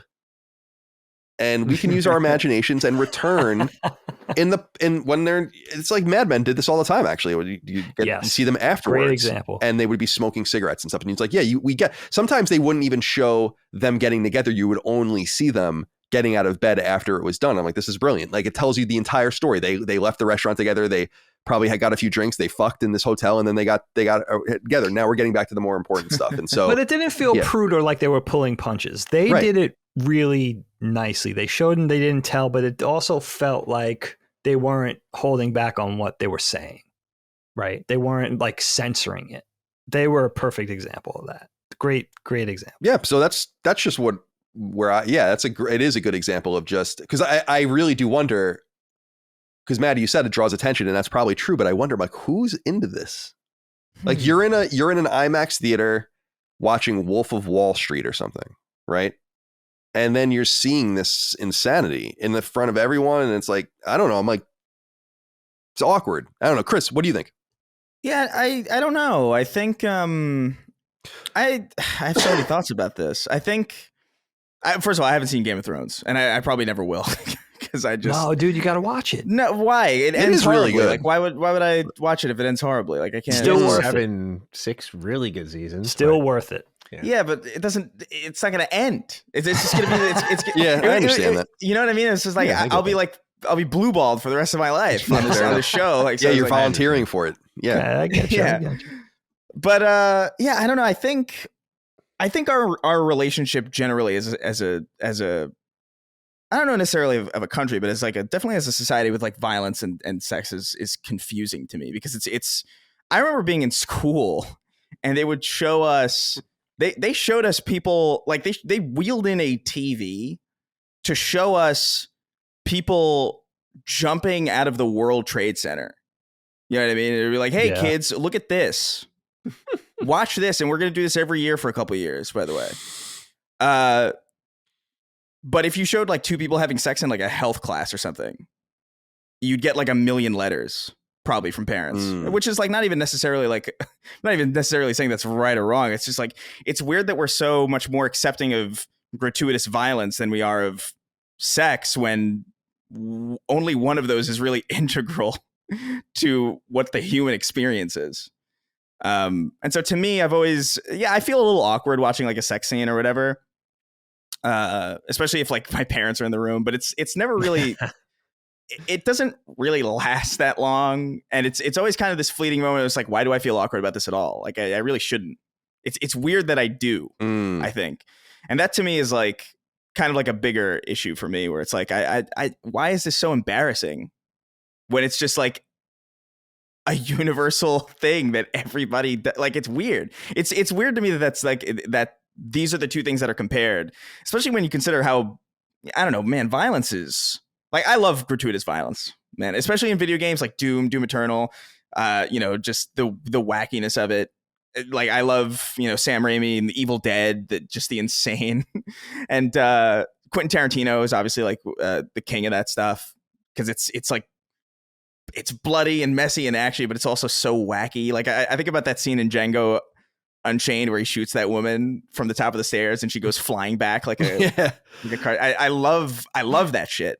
And there's some cases where I think it gets a little bit too, like, I don't know, man, like if it becomes a little bit too real, then it becomes like a little uncomfortable. And so I understand people's prudish nature to it, or kind of like desire to kind of stay away from it. I do think oftentimes in media, especially in TV and movies, it is kind of used as like this kind of lazy hook. It's not often used enough to characterize or to advance a story or advance your understanding of a character. It's often just kind of used as like obviously like, oh, there's a nude scene in this movie, let me see it. Which is, I don't know, it's a little lame, but I don't feel awkward about that. You know what I mean? Like I don't feel uncomfortable with it. I just feel like, oh, that was kind of a waste.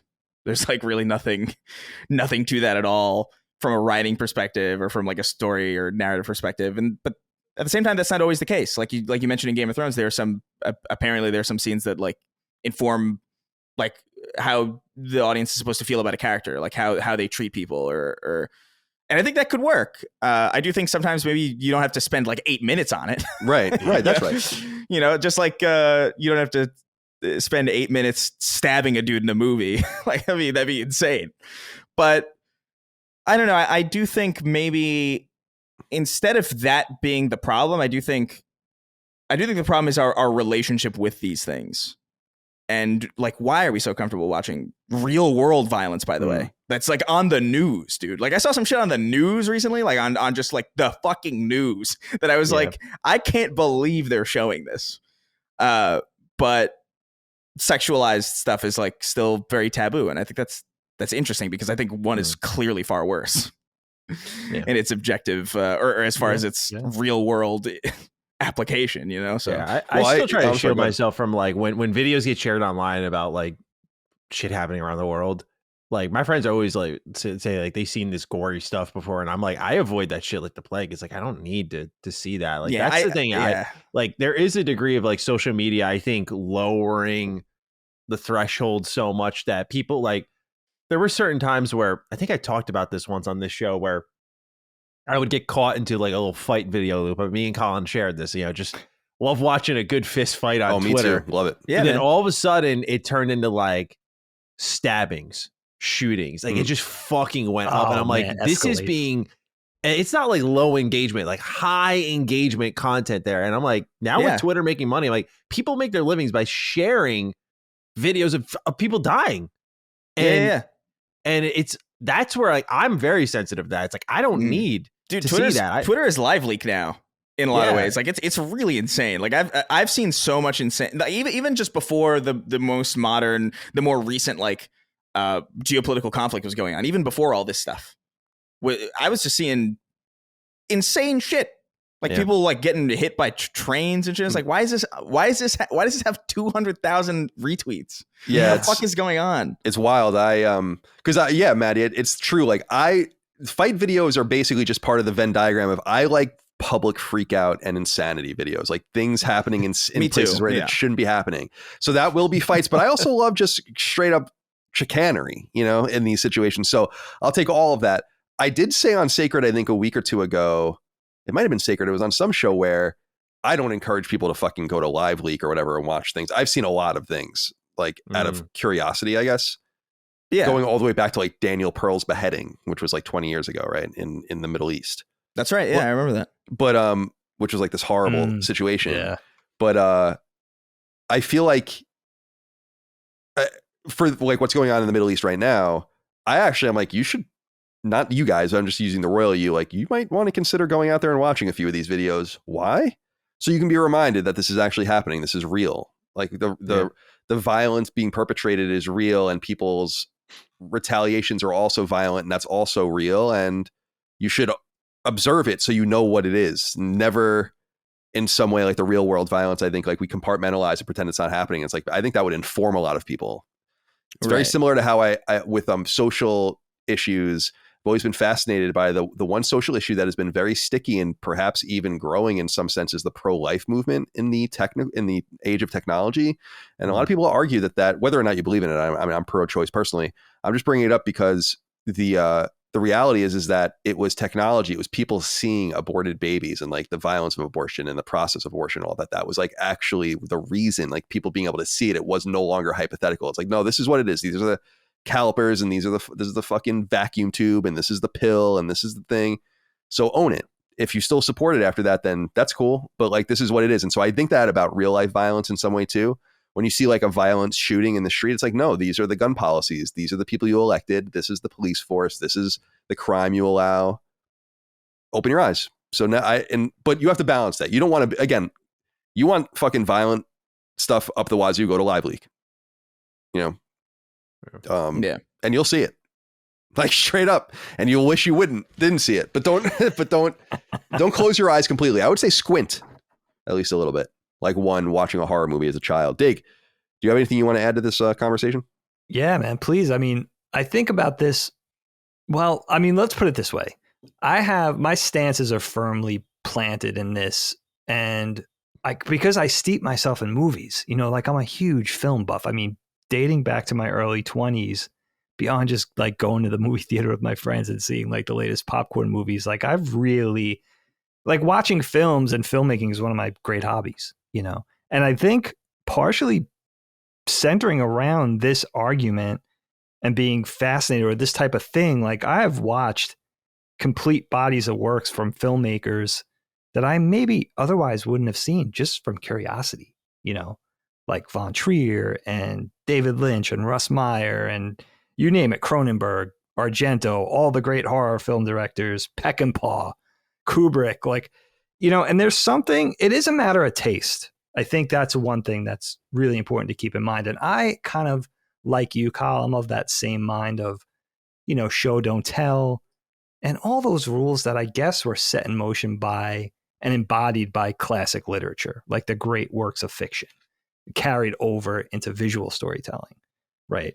And just an elegance. But there also is sort of a litmus test, a really easy litmus test to kind of weigh this, like genuine versus gratuitous when it comes to sex or violence. You know, does it fit the style, the story, the message or the mission statement, the genre, the tone? And I have to say, man, I'm not a big censorship guy. It reminds me of the argument about banning books. It's like, don't ban the fucking book. Just don't read it if it's not for you, type of thing. I really feel very strongly about this. I am very rarely offended by something in a TV show or a movie, for example, because I just think maybe I'm gullible. Maybe it's just easy to sell me a bill of goods via the style or via the director has a track record of doing this, or if there's a movie and there's a graphic rape scene, well, it's trying to make you feel a certain way, right? But it's funny that you bring up Game of Thrones and it's such an interesting one. And I don't know, and this is not a Game of Thrones topic, but it is an interesting example because I think there's a couple of things going on here with this. I'm not sure if Benioff and Weiss ever copped to this, but there was definitely something going on with Game of Thrones, and I'm not sure if it was their tagline or if it was like even part of their pitch Bible, but there was definitely some kind of philosophy of, okay, we're going to take epic fantasy. What does everybody think of? Lord of the Rings, right? We're going to take Lord of the Rings and we're going to make it gritty. We're going to make it adult. Like the people in Rivendell never got up to this shit. And we're going to take that and we're going to kind of drive that point home, right? With the violence and with the sex, you know? And I think that was a big part of it. What's interesting about that was they didn't really need to resort to cheap thrills with that show, because you got the quality of the writing, you got the amazing world building, you got the high budget visuals, you got the amazing performances from every single player in that thing, a huge cast, everybody's a genius. So that's an interesting one, and I feel like it didn't need to resort to that, and it does often feel like it goes too far with it. Like, I get it. It's Lord of the Rings, but darker. We get it. You know, the violence never really bothered me because I think you do want to play up the brutality of that world. And, you know, we talked about it when we talked about this on Knockback, the same thing with the political intrigue and the backstabbing and all that. It's, you know, Gandalf and you know, Elrond never got up to shit like this. I get it. Yeah, it's a spin on what we already know, but there is something about it that just feels like, let me put it to you this way. I very steeped in Game of Thrones. I watched it all the way through like 3 times. I love it. I don't have that much of a problem with the ending as a lot of people. It didn't end appropriately for the show, but it put me off of House of the Dragon when I started it, because I was like, this is going in the same, they're doing it again. Why? Why do they need to do this? You have a different cast, but brilliant world building, a prequel thing. You have a lot going for you. You don't need to do this again. At least do it differently this time in order to differentiate the two. But they didn't. And maybe I tuned out too early. Maybe I'm judging it unfairly, but I did tune out because of that. And, you know, there's just a thing with this that I think I tend to be, but besides Game of Thrones, it's hard for me to think of one because, again, I think whether it's an exploitation movie, you know, something from the mid 60s, kind of a cheap, like bikini, guns, bloody fist fight, high speed chase resulting in a mangled car wreck. You came for that. Quentin Tarantino, you come for that, right? That's what you're there for. A dark, a raunchy comedy, let's say Porky's, right? You came for. So I think there's always a way to take it. I'm more offended by, like, I think of the soap operas, right? Beautiful men, beautiful women, beautiful homes, gorgeous locations, right? The whole thing. I'm more offended by the unapologetic tone of, that's a cheap thrill too. You know what I mean? That's the type of thing I don't go in for, where it has that kind of, and I understand it's a fantasy, it's a housewife thing. You're catering to a certain audience. You couldn't really do the graphic sex because Campbell's Soup and Downey aren't having that. They're paying for the show, right? So it's a whole different dynamic. That offends me more than, you know, a director has a vision and they get it out. I feel like a big one with this was Stanley Kubrick's last movie. He did Eyes Wide Shut. And I won't ruin that for people, but there's a very divisive, very graphic scene in that film. And it was the question of, does that go too far? Was it sensational? I doubled down on that, made the entire story, which is haunting, even more haunting when you think about actually seeing what transpires, you know? So it is interesting, but yeah. And you know what?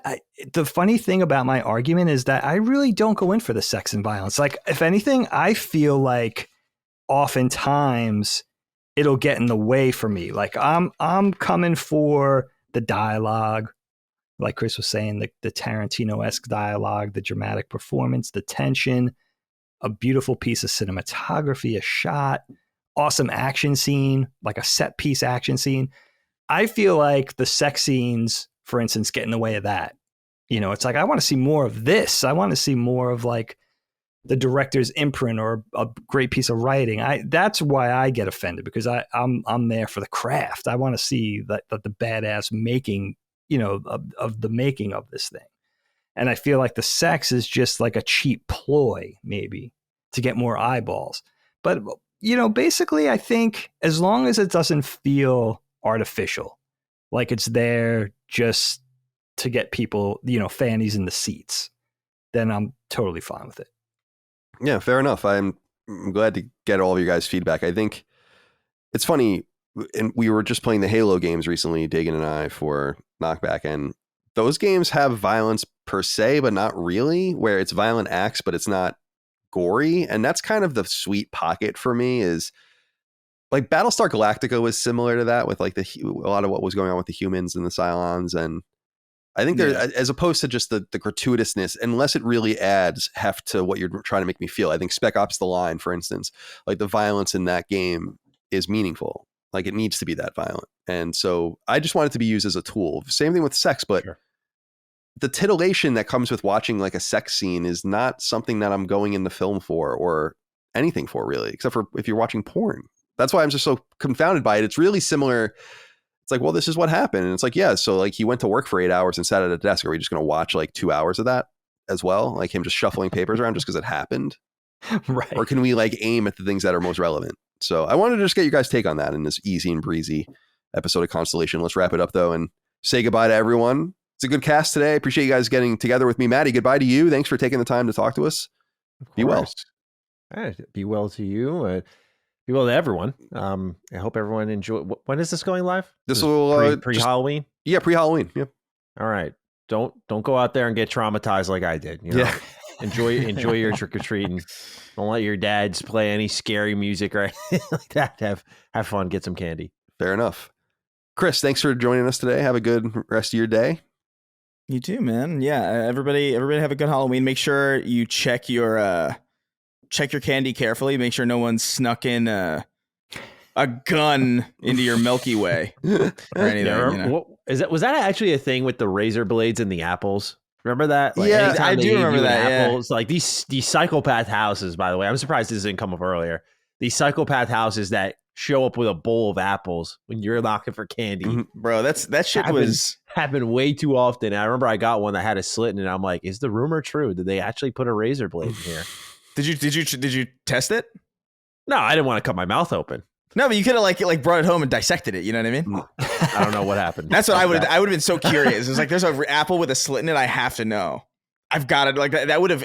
I would have probably went home early. My mom and she was like, "Don't have that." I was like, "Well, yeah, of course." I wouldn't have taken an apple just in the first place. To be fair. Yeah, but oh no, thank you. I felt disrespected even at that age. I was like, who do you think I am? Yeah. Do you know who you're talking to? That I'm going to take a fruit from you? There were people that used to give you like pennies too. Remember? Oh yeah. There were like pennies or whatever, which is. And you always have the one dentist in the neighborhood that hands out toothbrushes. Mm-hmm. You got to have that killjoy. you gotta have that one. That's awesome. I love that. Dig, goodbye to you. Thanks for another good episode of Constellation. I grew up in the sort of the fever pitch of that panic. So when we grew up in the late 70s, early to mid 80s, it was everybody, all me and my 3 siblings. Colin was still a baby. Everybody pull your candy at the end of the night, dump it in the middle of the table. And my parents went through it piece by piece. If there was anything out of the wrapper or anything loose, that was out automatically. Yeah. It might have just fallen out of the wrapper, that torn wrapper, that was it.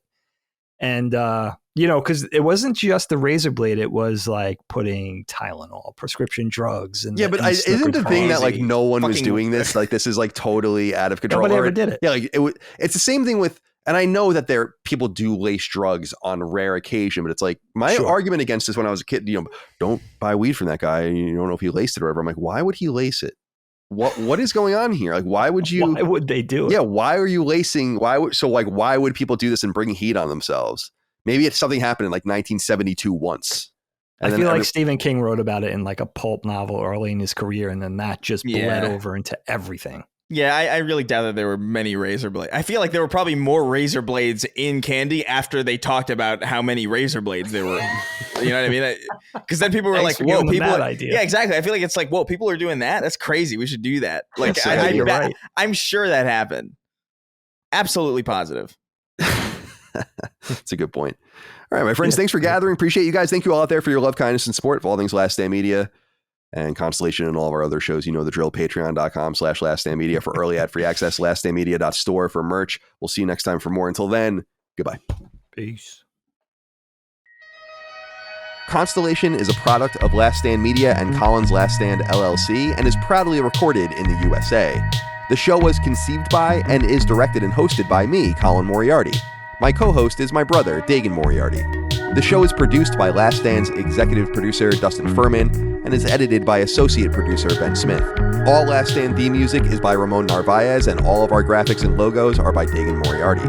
As you know, all of Last Stand Media's podcasts, including Constellation, are fan-funded on Patreon at patreon.com/laststandmedia. The following names are at the producer level on Patreon, our highest support tier, and we're infinitely grateful for your thoughtful and kind contributions to our independent endeavor.